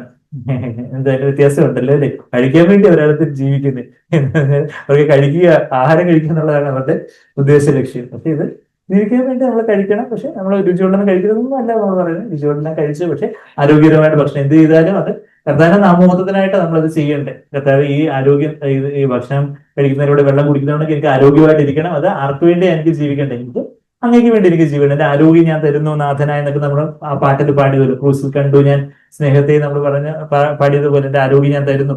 അത് ഉദ്ദേശ ലക്ഷ്യങ്ങൾ. വാട്ട് എവർ യു ഡു, എന്ത് ചെയ്താലും കർത്താവിന്റെ നാമബോധത്തിനായിട്ട് ചെയ്യുക. അപ്പം എവിടെയൊക്കെ നമ്മൾ രാജാവായിരിക്കണം എന്നുള്ള കാര്യം ഇപ്പം കണ്ടത്, നമ്മൾ 2 മേഖല കണ്ടു. എന്താ മനോഭാവം, നമുക്ക് ഉള്ള മനോഭാവം. നമ്മൾ ഇത് പറയുമ്പോൾ ഒരു തിയറി ക്ലാസ് പോലെ എന്തോ കാര്യങ്ങള് അങ്ങ് ബുദ്ധിയിൽ മാത്രമേ എത്തുന്നുള്ളൂ, അതോ നമ്മുടെ ഹൃദയത്തിലേക്ക് അത് ഊർന്നിറങ്ങിയോ? ബുദ്ധിക്കും ഹൃദയത്തിനും ഇടയ്ക്കായിട്ടൊരു തിരശ്ശീലയുണ്ട്, അതാണ് ജഡമാകുന്ന തിരശ്ശീല, എന്റെ ഇഷ്ടം. അത് നമ്മളവിടെ സറണ്ടർ ചെയ്യുമ്പോഴേ ഇത് ആത്മാവിലേക്ക് വരുത്തുള്ളൂ. കർത്താവ് നമ്മുടെ ജീവിതത്തിൽ ഓരോ മേഖലകളിൽ ചിലപ്പം മറ്റാരോടെങ്കിലും, ഈ ഭൂമിയിൽ മറ്റാരോടെങ്കിലും നമുക്ക് ഒരു തെറ്റായ മനോഭാവം ഉണ്ടെങ്കിൽ കർത്താവെ കാണിച്ചു തരണമേ എന്ന് പ്രാർത്ഥിക്കുക. നമ്മൾ ദൈവഭാഗ്യം വന്നാൽ മതി. അപ്പോഴത്തേക്കും നമ്മുടെ മനസ്സാക്ഷിയിൽ ദൈവം കാണിച്ചു തരും. നമുക്കിപ്പോ ചിലരോട് നമുക്ക് ക്ഷമിക്കാൻ പറ്റാത്തൊരു മനോഭാവം ഉണ്ടെങ്കിലും കർത്താവ് നമുക്ക് മനസ്സാക്ഷി കാണിച്ചു. ഇപ്പൊ നമ്മള് ദൈവഭാഗ്യ സത്യസന്ധതയോടെ കർത്താവിന്റെ അടുക്കേക്ക് വരുമ്പോൾ നമ്മുടെ മനസ്സാക്ഷിയിൽ ആരോടെങ്കിലും ക്ഷമിക്കാനുണ്ടെന്നൊരു ഓർമ്മ വരും. ചിലപ്പോൾ നമ്മള് ചില കാര്യങ്ങൾ, ഇപ്പൊ കഴിഞ്ഞ ദിവസം തന്നെ ഒരാൾ പറയുമായിരുന്നു, ഞാൻ വർഷങ്ങൾക്ക് മുമ്പ് ക്ഷമിച്ചായിരുന്നു, പക്ഷെ പിന്നെയും ഓർമ്മ വരുന്നു, പിന്നെയും സാരമില്ല, പിന്നെയും ക്ഷമിച്ചാൽ മതിയാണ്. ശരിയാ, നമ്മൾ ജഡത്തിലുള്ളവരാ. നമ്മള് പല കാര്യങ്ങളൊക്കെ ക്ഷമിച്ചായിരിക്കും, പക്ഷെ ഈ പിന്നെ എന്തെങ്കിലുമൊക്കെ കാര്യങ്ങളൊക്കെ വരുമ്പോൾ പിന്നെയും ചില കാര്യങ്ങളൊക്കെ ഇങ്ങനെ തികട്ടി വരും നമ്മുടെ ജഡത്തിൽ നിന്ന്. സാരമില്ല, നമ്മള് കർത്താവെ ജഡത വീണ്ടും ക്രൂസിൽ ഏൽപ്പിച്ച് കർത്താവെ ക്ഷമിക്കാനെ സഹായിക്കണേ. ചിലരോടൊക്കെ നമ്മൾ ക്ഷമിച്ച് കാണുമായിരിക്കും, പക്ഷെ പിന്നെയും ചിലരെ കുറിച്ച് ഓർക്കുമ്പോൾ നമ്മുടെ മനസ്സ്, ഇപ്പൊ ക്ഷമിക്കാൻ ആരെങ്കിലും ഉണ്ടോ എന്ന് ചോദിക്കുമ്പോൾ തന്നെ വലിയ ബന്ധപ്പാടൊന്നും ഇല്ല. നമ്മൾ ദൈവത്തിന്റെ വെളിച്ചത്തിലേക്ക് വരുമ്പോൾ തന്നെ മനസാക്ഷി എന്ന് പറഞ്ഞൊരു സംഭവം ദൈവം നമുക്ക് തന്നിട്ടുണ്ട്. മനസ്സിലൊരു സാക്ഷിയെ തന്നിട്ടുണ്ട്. എന്താ, നമുക്ക് ആ കോൺഷ്യൻസില് നമുക്ക് പെട്ടെന്ന് ഓർമ്മ വരിക, ഇന്ന ആളോട് ഞാൻ ചില മുഖങ്ങൾ ഓർമ്മ വരുമായിരുന്നു. അപ്പൊ അവരോട് I choose to forgive although I do not feel like forgive. എനിക്ക് ചിലപ്പം ക്ഷമിക്കാനായിട്ട് തോന്നുന്നില്ല. സമർത്ഥമായ ജീവിതത്തിലേക്കുള്ള വഴി പറയുന്നത് എനിക്ക് തോന്നുന്നില്ല, പക്ഷെ കർത്താവേ I choose to forgive as an act of will. നമുക്കൊരു ചോയ്സ് ഉണ്ട്, തിരഞ്ഞെടുപ്പുണ്ട്. അപ്പൊ നമുക്ക് ചിലപ്പോൾ എനിക്കങ്ങ് സ്നേഹിക്കാൻ തോന്നുന്നില്ല വെച്ചല്ല നമ്മൾ സ്നേഹിക്കണം, കുറച്ച് ഐ ചൂസ് ടു ലവ്. സ്നേഹിക്കാനായിട്ട് ഞാൻ തിരഞ്ഞെടുക്കുന്നു, ക്ഷമിക്കാനായിട്ട് ഞാൻ തിരഞ്ഞെടുക്കുന്നു എന്ന് പറയുമ്പോൾ നമ്മുടെ സ്വന്തം ഇഷ്ടത്തെ ദൈവത്തിന്റെ ഇഷ്ടത്തിനായിട്ട് കീഴ്പ്പെടുത്തി കൊടുക്കുന്നു. കഴിഞ്ഞ ആഴ്ച നമ്മൾ ദൈവത്തിന്റെ വചനമാകുന്ന മാട് എല്ലാവരോടും ക്ഷമിക്കാനാ പറഞ്ഞിരിക്കുന്നത്. അപ്പം ആ വാളിന്റെ മുമ്പാകെ നമ്മളുടെ സ്വന്തം ഇഷ്ടം, നമ്മുടെ ജഡമോ ഞാനോ കണ്ണെടുത്താ കണ്ടൂടെ, എനിക്ക് ജന്മം ചെയ്ത ക്ഷമിക്കത്തില്ല എന്നൊക്കെ പറഞ്ഞ ചില ഡയലോഗൊക്കെ അതൊക്കെ. അപ്പൊ നമ്മൾ ചിലപ്പോൾ അങ്ങനെ പറയത്തില്ലായിരിക്കും, പക്ഷെ ചിലപ്പോൾ നമ്മൾ we might be struggling to forgive somebody. ചിലരോടൊന്ന് ക്ഷമിക്കാൻ നമുക്കങ്ങ് ഒരു പോരാട്ടമായിരിക്കും. ശരിയാ, നമ്മുടെ ജഡത്തിലുള്ളവരാ. പക്ഷെ നമ്മൾ ദൈവമുമ്പാകെ ആ ഒരു സത്യസന്ധതയോടെ കർത്താവേ ഐ ചൂസ് ടു ഫൊർഗീവ്. ഞാൻ എന്റെ ഇഷ്ടത്തെ, നമ്മുടെ അവിടെ ചോയ്സ് ഉണ്ട്, നമുക്കൊരു ഡിസിഷൻ മേക്കിംഗ് കപ്പാസിറ്റി, തീരുമാനം എടുക്കാനുള്ള ഒരു കഴിവ് ദൈവം തന്നിട്ടുണ്ട്. ആ സുവർണ്ണ അഴുത്താര നമ്മുടെ സമാഗമന കൂടാരമൊക്കെ ഓർമ്മയുണ്ടെങ്കിൽ അവിടെ നമുക്കൊരു ചോയ്സ് ഉണ്ട്. ആ ചോയ്സില് നമുക്ക് ഒന്നുകിൽ നമുക്ക് ക്ഷമിക്കാതിരിക്കാം, അല്ലെങ്കിൽ ക്ഷമിക്കാം. ആ ചോയ്സിൽ നമുക്ക് എത്ര തെരഞ്ഞെടുപ്പുണ്ട്? 2 തെരഞ്ഞെടുപ്പുണ്ട്. ഒന്നുകിൽ നമ്മുടെ സ്വന്തം ഇഷ്ടപ്രകാരം ആ ജഡത്തിനനുസരിച്ച് ജഡഭാവം തിരശ്ശീല കുറച്ചുകൂടി ഒന്ന് കട്ടിയാക്കിക്കൊണ്ട് ഞാൻ ക്ഷമിക്കത്തില്ല എന്ന് പറഞ്ഞാൽ നമ്മൾ ദൈവസന്നിധിയിലേക്ക് പ്രവേശിക്കത്തേയില്ല. ദൈവസന്നിധി ആ തിരശ്ശീലയ്ക്ക് അപ്പുറമാണ് കർത്താവിന്റെ സന്നിധി. അപ്പൊ പക്ഷെ നമ്മൾ അവിടെ ആ കർത്താവിന്റെ വചനം, ആ വചനം എല്ലാവരോടും ക്ഷമിക്കണം എന്ന് പറയുന്ന ഒരുപാട് വചനങ്ങളുണ്ട്. നമുക്ക് ആ വാക്യം അറിയാമല്ലോ, കൊളോസ്യർ 3-ാം അധ്യായത്തിലെ വാക്യം എടുക്കാം. ഒരു വചനമാകുന്ന വാള് നമുക്ക് ഒന്നുകൂടെ ഒന്ന് തുളച്ചു കയറാം. ക്ഷമിക്കുക എന്നുള്ള ഏറ്റവും പ്രാഥമികമായിട്ടുള്ള ഒരു കാര്യമാണ്. നമുക്ക് തോന്നിയാൽ പോലും ക്രിസ്ത്യ ജീവിതത്തിൽ നമ്മുടെ മുന്നേറുമ്പോൾ പോലും പല കാര്യങ്ങളിൽ ഇതൊരു ഷൂവിലെ കല്ല് പോലെ, ഷൂക്കകത്ത് ഒരു ചെറിയ കല്ലെങ്ങാനും കയറിയാൽ എങ്ങനെ ഇരിക്കും? ഓരോ പ്രാവശ്യം ചവിട്ടുമ്പോൾ ഒന്ന് മുകളിലിട്ട് അയ്യോ, ഓരോ പ്രാവശ്യം ചിലപ്പോൾ ഈ കല്ല് കുത്തി കയറും എന്ന് പറയുന്നത് പോലെ ഷൂവിലെ കല്ല് പോലായി പോകും. നമ്മളവിടെ കൊളോസ്യർ 3-ാം അധ്യായത്തിന്റെ 13-ാമത്തെ വാക്യം, കർത്താവ് നിങ്ങളോട് ക്ഷമിച്ചതുപോലെ. കർത്താവ് എങ്ങനെയാ ക്ഷമിച്ചത്? ഞാനൊക്കെ ഇവനോട് ക്ഷമിക്കണമല്ലോ, കയറി വന്നേക്കുന്നു, പിന്നെ ക്ഷമ ചോദിച്ചുകൊണ്ട് എന്ന് പറഞ്ഞുകൊണ്ടാണ് കർത്താവ് നമ്മളോട് ക്ഷമിച്ചേ. എങ്ങനെയാ കർത്താവ് നമ്മളോട് ക്ഷമിച്ചേ? His mercies are new every morning. അവിടുത്തെ കരുണ ദയവ് രാവിലെ തോറും പുതിയതായിരിക്കുന്നു എന്ന് എവിടെ വായിക്കുന്നേ? വിലാപങ്ങളുടെ പുസ്തകം 3:23. അതിലേക്ക് പോകാൻ സമയമില്ല. ലമെന്റേഷൻസ് ചാപ്റ്റർ 3:23 എന്ന് സൺഡേ സ്കൂൾ കുഞ്ഞുങ്ങൾ പറയുന്നത് 23. ലമെന്റേഷൻസ് 3:23 എന്താ പറയുന്നത്? His mercies are new every morning. അതിൽ നമ്മൾ സാങ്ക്വർ പറഞ്ഞു കേട്ടിട്ടുണ്ട്. എന്താ കർത്താവ് നമ്മളോട്, നമ്മൾ ചിലപ്പം 10,10,10,11,000 9,000 നമ്മുടെ മന്ത്രിമാർക്ക് വരെ തെറ്റുന്ന ഒരു കാര്യമാണ് 9,000 9,000 ഒക്കെ. അതുകൊണ്ട് ഞാൻ കൂടുതൽ ഉദ്ദേശിക്കുന്നില്ല. അപ്പൊ 9,963-ാമത്തെ പ്രാവശ്യമാണ് നമ്മളൊരു പാപം ചെയ്തതെന്നുണ്ടെങ്കിലും നമ്മള് നമ്മള് കർത്താവിന് മുമ്പാകെ വന്ന ക്ഷമ ചോദിക്കുമ്പോൾ കർത്താവ് പറയും, കർത്താവ് ഞാൻ ഇത്രാമത്തെ തവണയാണ് ചെയ്തത്. കർത്താവേ ആണോ? ഞാനൊന്നും ഓർക്കുന്നില്ല. നീ ആദ്യത്തെ തവണ ചെയ്തതാണ് എന്റെ കണക്കിൽ ഇവിടെ ഉള്ളത്. ഇതുവരെ ചെയ്തതില്ല, ഓർക്കുന്നില്ല, അതെല്ലാം മായച്ചു കളഞ്ഞു. I do not remember your sins anymore. എബ്രായർ 8:12 എബ്രായർ 10:17 എഴുതി വെച്ചു. എബ്രായർ 8:12 10:17 എന്താ വായിക്കുന്നത്? I do not remember your sins anymore. നമ്മൾ കർത്താവിന്റെ ഇടയ്ക്കിലേക്ക് വെളിച്ചത്തിലേക്ക് വന്ന ക്ഷമ ചോദിച്ചിട്ടുണ്ടെങ്കിൽ കർത്താവ് നമ്മളെ നീതീകരിച്ചിരിക്കും. നമ്മുടെ പാപങ്ങൾ ഓർക്കുന്ന പോലും ഇല്ല. അപ്പൊ ആ ഓർക്കുന്ന പോലും ഇല്ലാത്തതുകൊണ്ട് ലെമന്റേഷൻസ് 3:23 എന്താ? His mercies the new. നമ്മളെ എങ്ങനെ ക്ഷമിക്കണമെന്നുള്ള കാര്യം പറഞ്ഞു വരുന്നേ. ഈ ക്ഷമിക്കുന്ന കാര്യം, മനോഭാവം, ഉദ്ദേശ ലക്ഷ്യം. കർത്താവ് രാജാവായിരിക്കണം. സമൃദ്ധമായ ജീവൻ. വന്ന വഴിയെല്ലാം മറന്നുപോയോ? എല്ലാരും എന്റെ കൂടെ ഉണ്ടല്ലോ. ചോദിച്ചപ്പോൾ ഇടയ്ക്ക് പ്രസംഗിച്ചു, നിങ്ങൾ എല്ലാരും എന്റെ കൂടെ ഉണ്ടോ? എല്ലാവരും കൂടെ ഉണ്ടല്ലോ. നമ്മുടെ സമൃദ്ധമായ ജീവനിലേക്കുള്ള വഴി. അവിടെ മുമ്പേ രാജ്യനീതി അന്വേഷിക്കുന്നതാണ് സമൃദ്ധമായ ജീവൻ. അപ്പം വേണ്ടുന്ന ബാക്കി ഭൗതിക കാര്യങ്ങളൊക്കെ കിട്ടും സമൃദ്ധം. അപ്പം മുമ്പേ രാജ്യനീതി അന്വേഷിക്കുക എന്ന് പറയുമ്പോൾ, കർത്താവിന്റെ രാജ്യം എന്ന് പറയുമ്പോൾ എന്താ? കർത്താവ് നമ്മുടെ ജീവിതത്തിൽ രാജാവായിരിക്കുക. അവിടെ നമ്മളുടെ ജീവിതത്തിലെ എല്ലാ നമ്മുടെ മനോഭാവങ്ങള്, ഉദ്ദേശ ലക്ഷ്യങ്ങളെല്ലാം കർത്താവിന്റെ കീഴിലായിരിക്കണം, കർത്താവിന്റെ അധീനതയിലായിരിക്കണം. അപ്പൊ ആ ഒരു കാര്യം നമ്മൾ പറഞ്ഞു വരുന്നത്, നമ്മൾ എന്താ പറഞ്ഞു വരുന്നത് ഒരിക്കൽ കൂടെ പറയാം. നമ്മളെ ദൈവരാജ്യം, നമ്മളെ സമർത്ഥമായ ജീവൻ അന്വേഷിക്കാൻ വേണ്ടിയാ കർത്താവ് വന്നിരിക്കുന്നത്. അപ്പോ അതിനായിട്ട് നമ്മളുടെ ആ ഉദ്ദേശ ലക്ഷ്യങ്ങൾ, നമ്മുടെ ജീവിതത്തിലെ പല ഉദ്ദേശ ലക്ഷ്യങ്ങളും നമ്മളുടെ മനോഭാവങ്ങള് കർത്താവിന്റെ അധീനതയിലാണോ എന്ന് നോക്കുമ്പോൾ അവിടെ നമ്മൾ ആരോടെങ്കിലും ക്ഷമിക്കാനുള്ളത് അത് വളരെ അടിസ്ഥാനപരമായിട്ടൊരു കാര്യമായിട്ട് നമ്മൾ തോന്നിയാലും പലപ്പോഴും ഈ കയ്പും വിരോധവും ചെറിയ ചെറിയ കാര്യങ്ങളൊക്കെ നമ്മളുടെ ഹൃദയത്തിലേക്ക് ഒരു കയ്പിന്റെ വേര് കടന്നു വരാനുള്ള സാധ്യതയുണ്ടെന്ന് നമ്മൾ എബ്രായർ 12-ാം അധ്യായത്തിൽ ആ കയ്പിന്റെ വേര്, റൂട്ട് ഓഫ് ബിറ്റർനെസ്, എബ്രായർ 12-14-15 വാക്യങ്ങളിൽ നമ്മൾ ആ ഒരു റൂട്ട് ഓഫ് ബിറ്റർനെസ് എന്നുള്ളൊരു വാക്യം വായിക്കുന്നുണ്ട്. അപ്പൊ അതുകൊണ്ട് നമുക്കൊരു കയ്പ്, അത് വളരെ അപകടകരമായിട്ടുള്ള ഒരു കാര്യം. എന്താ? നമ്മുടെ രക്ഷയെ തന്നെ അപകടത്തിലാക്കുന്ന കാര്യമാണ് ഈ കയ്പ് എന്ന് പറഞ്ഞാൽ. എന്താ? നമ്മള് മറ്റുള്ളവരോട് ക്ഷമിച്ചില്ലെങ്കിൽ കർത്താവ് നമ്മളോട് ക്ഷമിക്കത്തില്ലെന്നാ പറഞ്ഞിരിക്കുന്നത്. എവിടെ പറഞ്ഞിരിക്കുന്നത്? മത്തായി 6-ാം അധ്യായത്തിന്റെ 14-15 വാക്യങ്ങളിലാണ് പറയുന്നത്. നിങ്ങൾ നിങ്ങളുടെ കടക്കാരോട് ക്ഷമിച്ചാൽ ഞാൻ നിങ്ങളോടും നിങ്ങളുടെ സ്വർഗ്ഗസ്ഥനായ പിതാവ് നിങ്ങളോട് ക്ഷമിക്കും. നിങ്ങൾ നിങ്ങളുടെ കടക്കാരോട് ക്ഷമിച്ചില്ലെങ്കിൽ സ്വർഗ്ഗസ്ഥനായ പിതാവ് നിങ്ങളോട് ക്ഷമിക്കത്തില്ല. മത്തായി 6-14-15, മാത്യു 6:14-15 പറയുന്നുണ്ട്. അപ്പൊ അതുകൊണ്ട് എങ്ങനെ നമ്മൾ ക്ഷമിക്കണം? കർത്താവ് ക്ഷമിച്ചതുപോലെ ക്ഷമിക്കണമെന്ന് ഇപ്പൊ നമ്മൾ ഇവിടെ വായിച്ചേ കൊളോസ്യർ 3:13 വാക്യം. കർത്താവ് നിങ്ങളോട് ക്ഷമിച്ചതുപോലെ, just as lord forgave you, so also should you. കർത്താവ് നിങ്ങളോട് ക്ഷമിച്ചതുപോലെ നിങ്ങളും ചെയ്യുവിൻ. നിങ്ങളും ചെയ്യുവിൻ എന്ന് പറയുമ്പോൾ അതിന്റെ തൊട്ട് മുമ്പത്തെ വാക്യത്തിലെ മലയാളത്തിൽ അത് വന്നേക്കുന്നത് എന്താ? അതിന്റെ 12-ാമത്തെ വാക്യം ഞാൻ വായിക്കും. അതുകൊണ്ട് ദൈവത്തിന്റെ വൃതന്മാരും വിശുദ്ധന്മാരും പ്രിയരുമായി മനസ്സലിവ്, ദയ, താഴ്മ, സൗമ്യത, ദീർഘക്ഷമ എന്നിവ ധരിച്ചുകൊണ്ട് അന്യോന്യം പൊറുക്കുകയും ഒരുവനോട് ഒരുവൻ വഴക്കുണ്ടായാൽ തമ്മിൽ ക്ഷമിക്കുകയും ചെയ്യുവിൻ. അത് കഴിഞ്ഞിട്ട് പറയുക, കർത്താവ് നിങ്ങളോട് ക്ഷമിച്ചതുപോലെ നിങ്ങൾ അങ്ങനെ തന്നെ ചെയ്യുവിൻ എന്നുള്ളൊരു കാര്യമാണ് ഇവിടെ പറഞ്ഞിരിക്കുന്നത്. അപ്പൊ നമ്മൾ എങ്ങനെ അന്യോന്യം പൊറുക്കുകയും, ബെയറിംഗ് വിത്ത് വൺ അനദർ, മറ്റുള്ളവരെ പൊറുക്കുന്നു, ക്ഷമിക്കുന്നു, സഹിക്കുന്നു. ഒരുവനോട് ഒരുവന് വഴക്കുണ്ടായാൽ എന്താ?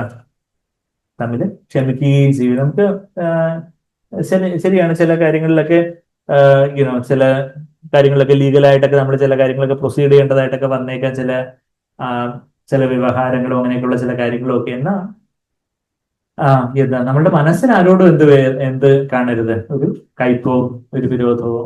ചില കാര്യങ്ങളിൽ ഇപ്പൊ നമ്മളുടെ എന്തെങ്കിലും സാധനം ആരെങ്കിലും മോഷ്ടിച്ചുകൊണ്ട് പോയി, അപ്പൊ ചില കാര്യങ്ങൾ നമ്മൾ പോലീസിൽ അതുപോലെ എന്തെങ്കിലും ഒരു മേജർ ആയിട്ടുള്ള കാര്യമൊക്കെ ആണെങ്കിൽ നമ്മൾ പോലീസിൽ പരാതിപ്പെടുന്നു.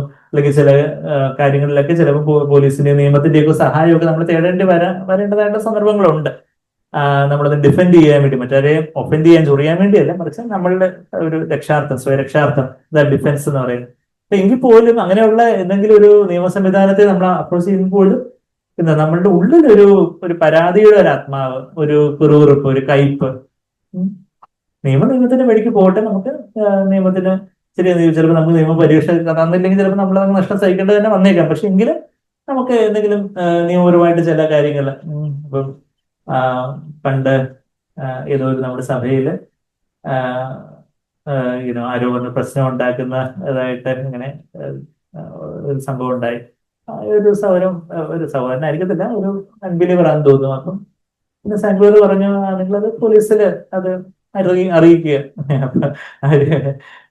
ഇപ്പൊ ഒരാൾ വന്ന് ഇതുപോലെ സഭ കൂടുന്നിടത്ത് വന്ന് ഇങ്ങനെ പ്രശ്നം സംഘപരിവാരോട് സഭകളെ ചോദിച്ചപ്പോൾ പറഞ്ഞിട്ട് നമ്മൾ പോലീസിനോട് പറയണം.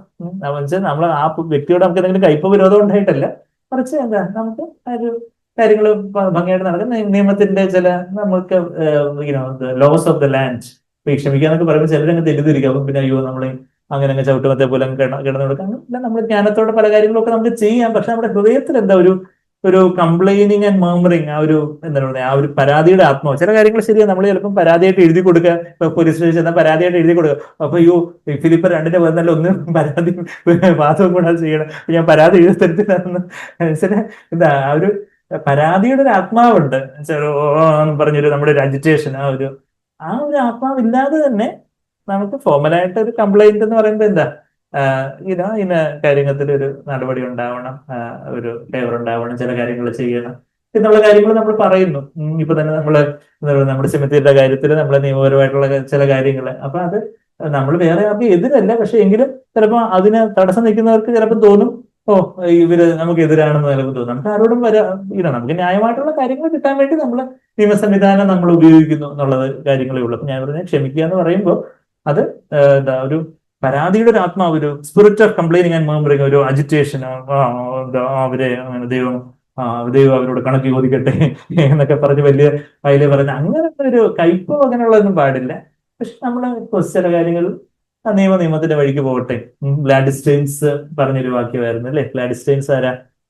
ഗ്ലാഡിസ്റ്റൈൻസിന്റെ ഹസ്ബൻഡ് ഗ്രഹാം സ്റ്റെയിൻസിനെയും 2 പിഞ്ചു കുഞ്ഞുങ്ങളെയും ജീവനോട് ചുട്ടരിച്ചു കൊന്നു സുവിശേഷ വിരോധികൾ 1999 ജനുവരി മാസം 23-ാം തീയതി രാത്രിയിൽ അവിടെ ഒറീസയിലും മയൂർഭഞ്ചിൽ. അപ്പം പിറ്റേ ദിവസം തന്റെ ഭർത്താവും 2 പിഞ്ചു കുഞ്ഞുങ്ങളും ഒക്കെ ഇങ്ങനെ ചുട്ടരിച്ച് എങ്ങനെ എന്തെങ്കിലുമൊക്കെ ഇനോ എന്തെങ്കിലും ഒരു ആക്സിഡന്റ് വഴി മരിക്കുന്നത് ഒന്നും അല്ല, മറിച്ച് ഇത് മനഃപൂർവ്വമായിട്ട് ആൾക്കാർ ചുട്ടരിച്ച് ജീവനോടെ ചുട്ടരിച്ച് കൊന്നു കളയുന്ന പറയുമ്പോൾ ആ കുഞ്ഞുങ്ങളൊക്കെ ആ തീയുടെ നടുവിലുള്ള ആ ഒരു നമ്മളുടെ ഒരു കയ്യോ വിരലോ കടന്ന് തീയിലോട്ട് കൊള്ളുമ്പോൾ തന്നെ നമ്മള് വലിച്ചു മാറ്റും. അപ്പൊ ആ കുഞ്ഞുങ്ങളെ ചേർത്ത് പിടിച്ചുകൊണ്ട് ആ പിതാവ് എത്ര വലിയൊരു ഒരു ഇതിലൂടെ പരീക്ഷണത്തിലൂടെ കടന്നുപോയി. അപ്പൊ എന്നാൽ അതിന്റെ ആ വലിയ തീവ്ര വേദനയില് പിറ്റേ ദിവസം പത്രമാധ്യമങ്ങൾ വന്ന് ഗ്ലാഡിസ്റ്റെയിൻസിനോട് ചോദിക്കുക, നിങ്ങൾക്ക് എന്താ പറയാനുള്ളത്? അപ്പൊ സഹോദരി എന്താ പറഞ്ഞേ? യേശുക്രിസ്തു എന്നെ പഠിപ്പിച്ചിട്ടുള്ളത് ക്ഷമിക്കാനാണ്. ഞാൻ പിന്നെ ഭർത്താവിനെയും കുഞ്ഞുങ്ങളെയൊക്കെ കൊന്നവരോട് ഞാൻ ക്ഷമിക്കുന്നു എന്ന് പറഞ്ഞു. പിന്നെ നിയമത്തിന്റെ വഴിക്ക് പോകട്ടെ എന്ന് പറഞ്ഞാല് നിയമത്തിൻ്റെതായ ചില സംവിധാനങ്ങൾ വീണ്ടും പല കാര്യങ്ങളും നടക്കാതിരിക്കാൻ വേണ്ടി ചില നിയമ സംവിധാനങ്ങളും പ്രൊട്ടക്ഷൻ കാര്യങ്ങളൊക്കെ ഉണ്ട്. അത് നിയമത്തിന്റെ വഴിക്ക് പോകട്ടെ. പക്ഷെ ഞാൻ എന്റെ വ്യക്തിപരമായിട്ട് എന്റെ ഹൃദയത്തിൽ ഞാൻ ആരോടും ഒരു കയ്പ് ഒരു പക ഞാൻ സൂക്ഷിക്കുന്നില്ല. അത് അവര് വെറുതെ പറഞ്ഞായിരുന്നില്ല. അവര് പിന്നീടുള്ള അവരുടെ ഇന്റർവ്യൂസ് ഒക്കെ കേൾക്കുമ്പോഴേ നമുക്ക് അറിയാം അതുപോലെ ഒരു ദൈവഭക്തിയായിട്ടുള്ള ഒരു വനിതയായിരുന്നു. അതുപോലെ ഒരു അവിടെയൊക്കെ ആ ഒറീസയിലൊക്കെ പിന്നെ അത്രയും റിവൈവലൊക്കെ വരാനൊക്കെ ആ ഒരു ഞാൻ എന്റെ സാക്ഷ്യത്തിൽ പറഞ്ഞിട്ടുള്ള നിങ്ങൾ കേട്ടിട്ടുണ്ടായിരിക്കും. ഞാൻ ആ സമയത്ത് ഒരു ഹിന്ദുവായിരുന്നു. ഈ 1999 ജനുവരി മാസം 24-ാം തീയതി പത്രത്തിലാണ് തോന്നിയത്. ആ സമയത്ത് ഞാൻ ഡിഗ്രിക്ക് അവിടെ മറുപടി പഠിക്കുവാണെങ്കിൽ പോലും ഫസ്റ്റ് ഡിഗ്രി അവസാനമാണ്. അപ്പൊ എങ്കിലും ഞാൻ എന്തോ കാരണത്തിൽ അവിടെ വീട്ടിലായിരുന്നു എന്നാ എന്റെ ഓർമ്മ. വീട്ടിലെ പിറ്റേ ദിവസം മാതൃഭൂമി പത്രത്തിലെ കോളമൊക്കെ വായിക്കുന്നത്. അപ്പൊ ഞാൻ വളരെ ഒരു തീക്ഷ്ണമായിട്ടുള്ള ഹിന്ദു. ഞാൻ പറഞ്ഞ അങ്ങനെ കൃഷ്ണയുടെ ഹിന്ദു എന്ന് പറഞ്ഞാൽ ഞാൻ അങ്ങനെ അടിപിടി കൂടുന്ന ഹിന്ദു ഒന്നും അല്ല, എന്നാൽ ഭയങ്കര ഭക്തനായ ഹിന്ദുവായിരുന്നു. ഇങ്ങനെ സത്യം അറിയാൻ ആഗ്രഹിക്കുന്നത്. അപ്പൊ പക്ഷേ ഈ ഒരു ഗ്ലാഡിസ്റ്റെയിൻസിന്റെ ഈ ഒരു വചനം, ആ ഒരു വർത്തമാനം, ആ ഒരു വാക്യം, അത് അപ്പൊ എനിക്ക് 16 വയസ്സേ ഉള്ളൂ. പിന്നെ ഒരു വർഷം കൂടെ കഴിഞ്ഞിട്ട് ആ വർഷം തന്നെ ഡിസംബർ മാസമാണ് ഞാൻ രക്ഷിക്കപ്പെടുന്നത്. ഇപ്പൊ 16 വയസ്സ് കഴിഞ്ഞതേ ഉള്ളൂ ഫസ്റ്റ് ഡിഗ്രി അവസാനിക്കുന്ന സമയത്ത്. പക്ഷെ എനിക്കത് ഹൃദയത്തിൽ വല്ലാതൊരു കുത്തുകൊണ്ടു. അതായത് യേശുക്രിസ്തു ശത്രുക്കളെ സ്നേഹിക്കാൻ പറയുന്നു, തിന്മ ചെയ്യുന്നവർക്ക് നന്മ ചെയ്യാൻ പറയുന്നു, ശപിക്കുന്നവരെ അനുഗ്രഹിക്കാൻ പറയുന്നു, ഉപദ്രവിക്കുന്നതിന് വേണ്ടി പ്രാർത്ഥിക്കാൻ പറയുന്നു എന്നുള്ള വാക്യമൊക്കെ ഞാൻ ക്രിസ്ത്യൻ സ്കൂളിലും കോളേജിലും ഒക്കെ പഠിച്ചിട്ടുള്ളത് കൊണ്ട് ഞാനതൊക്കെ കേട്ടു. എനിക്കത് വളരെ ഇൻസ്പിറേഷൻ ആയിട്ടുണ്ട്. അങ്ങനെയുള്ള വാക്കുകൾ, ഇത്രയും ആഴത്തുള്ള വാക്കുകൾ വേറെ എവിടെയും കേട്ടിട്ടില്ലല്ലോ എന്നൊക്കെ ഉണ്ട്. പക്ഷെ അതൊക്കെ അങ്ങനെ പറയുന്നതായിരിക്കും. പക്ഷെ ഇവിടെ ഇപ്പൊ ഒരു ജീവനോടെ ഒരു സ്ത്രീ സ്വന്തം ഭർത്താവിനെയും കുഞ്ഞുങ്ങളെയും അതുപോലെ ചുട്ടരിക്കപ്പെട്ട് കൊന്ന ആ ഒരു തീവ്രമായിട്ടുള്ള ഒരു വേദനയുടെ ആ തീച്ചുള്ളിൽ നിൽക്കുമ്പോഴും അവര് ഹൃദയംഗമായിട്ട് അതുപോലെ ക്ഷമിച്ചു എന്ന് പറയണമെങ്കിൽ അത് വല്ലാത്തൊരു സുവിശേഷ സന്ദേശമായി പോയി എനിക്ക്. സ്തെഫാനോസിനെ കല്ലെറിയുന്ന സമയത്ത് ശൗൽ അവിടെ നിൽപ്പുണ്ടായിരുന്നു. ഈ കല്ലെറിയുന്നവരുടെ വസ്ത്രമൊക്കെ കാത്ത്. അപ്പോസ്തലപ്രവൃത്തികൾ 6-ന്റെ അവസാനം നമ്മൾ വായിക്കുന്നുണ്ടല്ലോ. 7-ന്റെ അവസാനം അല്ലെ? 7-ന്റെ അവസാനമാണ് 6-ന്റെ അവസാനമാണ് എന്ന് ഇപ്പം നമുക്ക് വേണമെങ്കിൽ ആ പോർഷൻ എടുക്കാം. അവിടെ ഞാൻ പറഞ്ഞു വരുന്നത് വെച്ചാൽ സമൃദ്ധമായ ജീവനിലേക്കുള്ള കാര്യം ഈ പറഞ്ഞു വരുന്നത്. സമൃദ്ധമായ ജീവനിലേക്ക് യേശു നമ്മുടെ ജീവിതത്തിന്റെ എല്ലാത്തിനും രാജാവായി തീരണം എന്നുള്ള കാര്യമാണ് പറയുന്നത്. യേശു നമ്മുടെ ജീവിതത്തിന്റെ രാജാവായി എന്ന് പറയുമ്പോൾ നമ്മുടെ മനോഭാവങ്ങളുടെ, അത് 7-ാം അധ്യായത്തിന്, അപ്പോസ്തലപ്രവൃത്തികൾ 7-ാം അധ്യായത്തിന്റെ അവസാനം അതിന്റെ 54 മുതലുള്ള വാക്യങ്ങളിൽ ഇത് കേട്ടപ്പോൾ, സ്തെഫാനോസിന്റെ ആ പ്രസംഗമൊക്കെ കേട്ടപ്പോൾ, അപ്പോസ്തലപ്രവൃത്തികൾ 7-ന്റെ 54 ഇത് കേട്ടപ്പോൾ അവർ കോപപരവശരായി അവന്റെ നേരെ പല്ല് കടിച്ചു. അവനോ പരിശുദ്ധാത്മാവ് നിറഞ്ഞവനായി. അവനോ തിരിച്ചു പല്ല് കടിച്ചെന്നല്ല നമ്മൾ വായിക്കുന്നത്.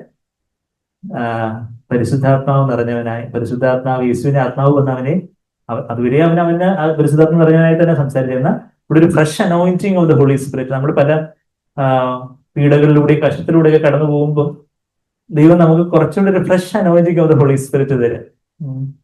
ഇവിടെ ഒരു വിരൽ വെച്ചുകൊണ്ട് തന്നെ ഞാൻ 1 പത്രോസിലെ ആ വാക്യം ഒന്ന് വായിക്കാം. 1 പത്രോസ് 4-ാം അധ്യായത്തിലെ, ഇന്ന് യേശുവോട് ചേർന്നൊരു പത്രമാധ്യമങ്ങളുടെ പാട്ട് പാടിയപ്പോ ഞാൻ ആ കാര്യം ഓർത്തു. അതായത് ആ പാട്ട് ഞാൻ പാടി ശീലിച്ച് എപ്പോഴാന്ന് ചോദിച്ചാൽ അവിടെ തിരുവനന്തപുരത്ത് അവിടെ ചർച്ചിലായിരുന്ന സമയത്ത് ആ പാട്ട് ഇങ്ങനെ ഒന്നും കൂടുതൽ നമ്മൾ പാടി കേട്ടിട്ടുള്ളതെന്ന് തോന്നുന്നു.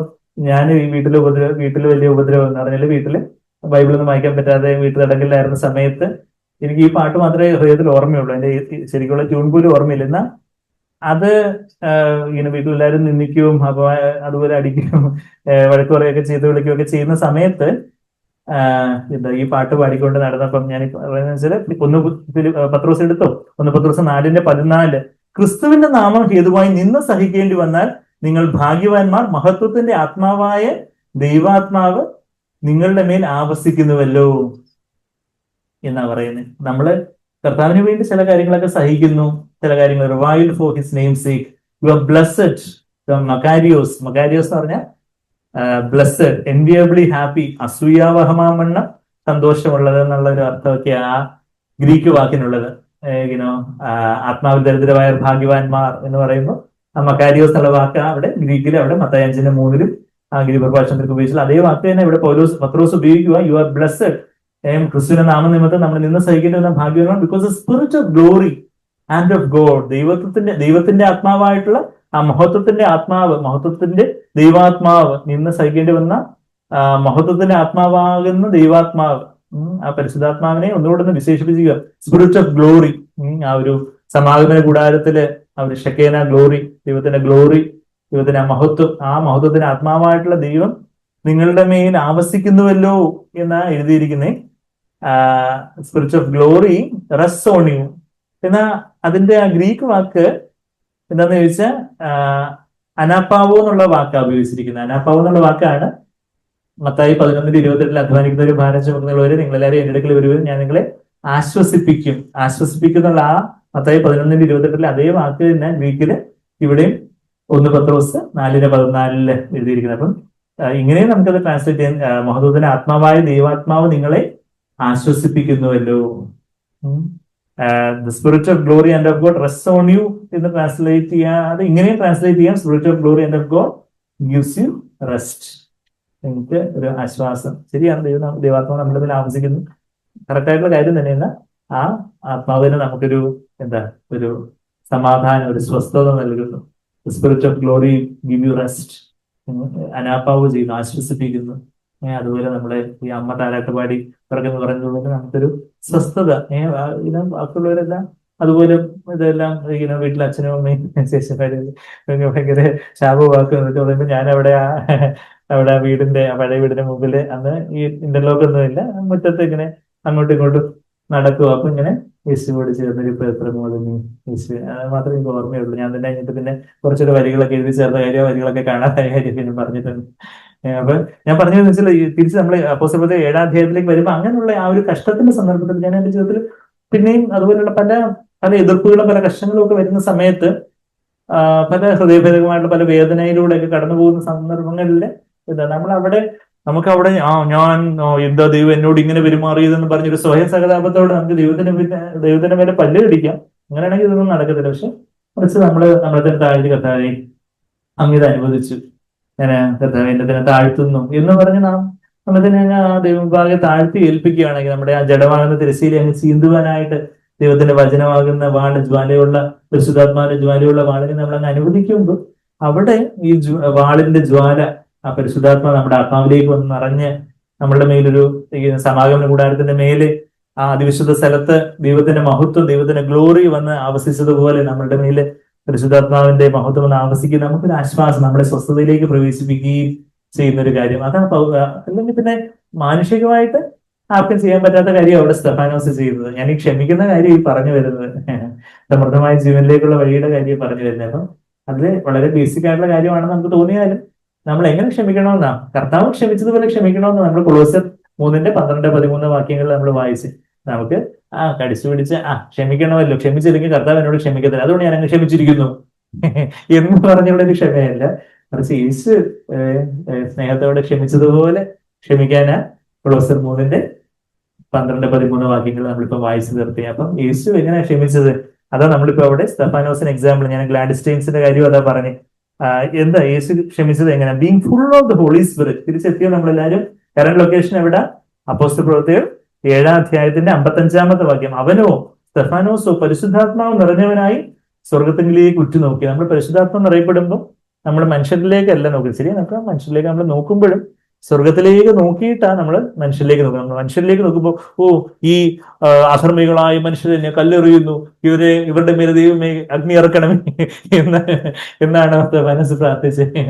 ഇവരെയൊക്കെ ചുട്ടരിച്ച് കൊല്ലണമേ. പഴയ നിയമത്തില് അങ്ങനെയുള്ള കാര്യങ്ങളൊക്കെ നടന്നു. മോശയ്ക്കെതിരായിട്ട് പറഞ്ഞപ്പം മെരിയാമിന് കുഷ്ഠരോഗം കിട്ടി.